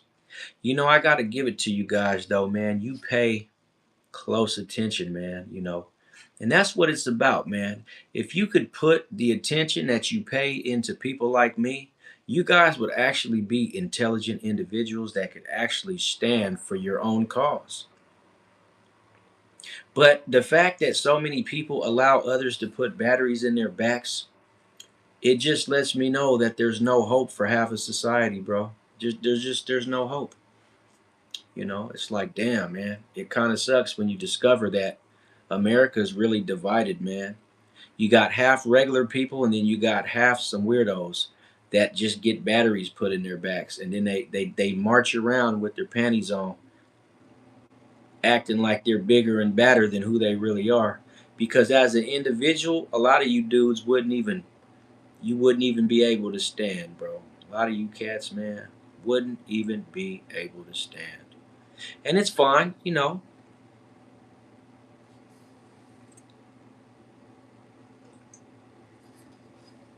No, I'm not the goat, man. Goats get sacrificed, man. I'm not the goat. I'm the lone wolf. I'm the dude that you were told about. I'm that guy your mother warned you about. That's who I am. I'm the kind of guy that's got to be stopped because I ain't afraid to say what needs to be said. You know.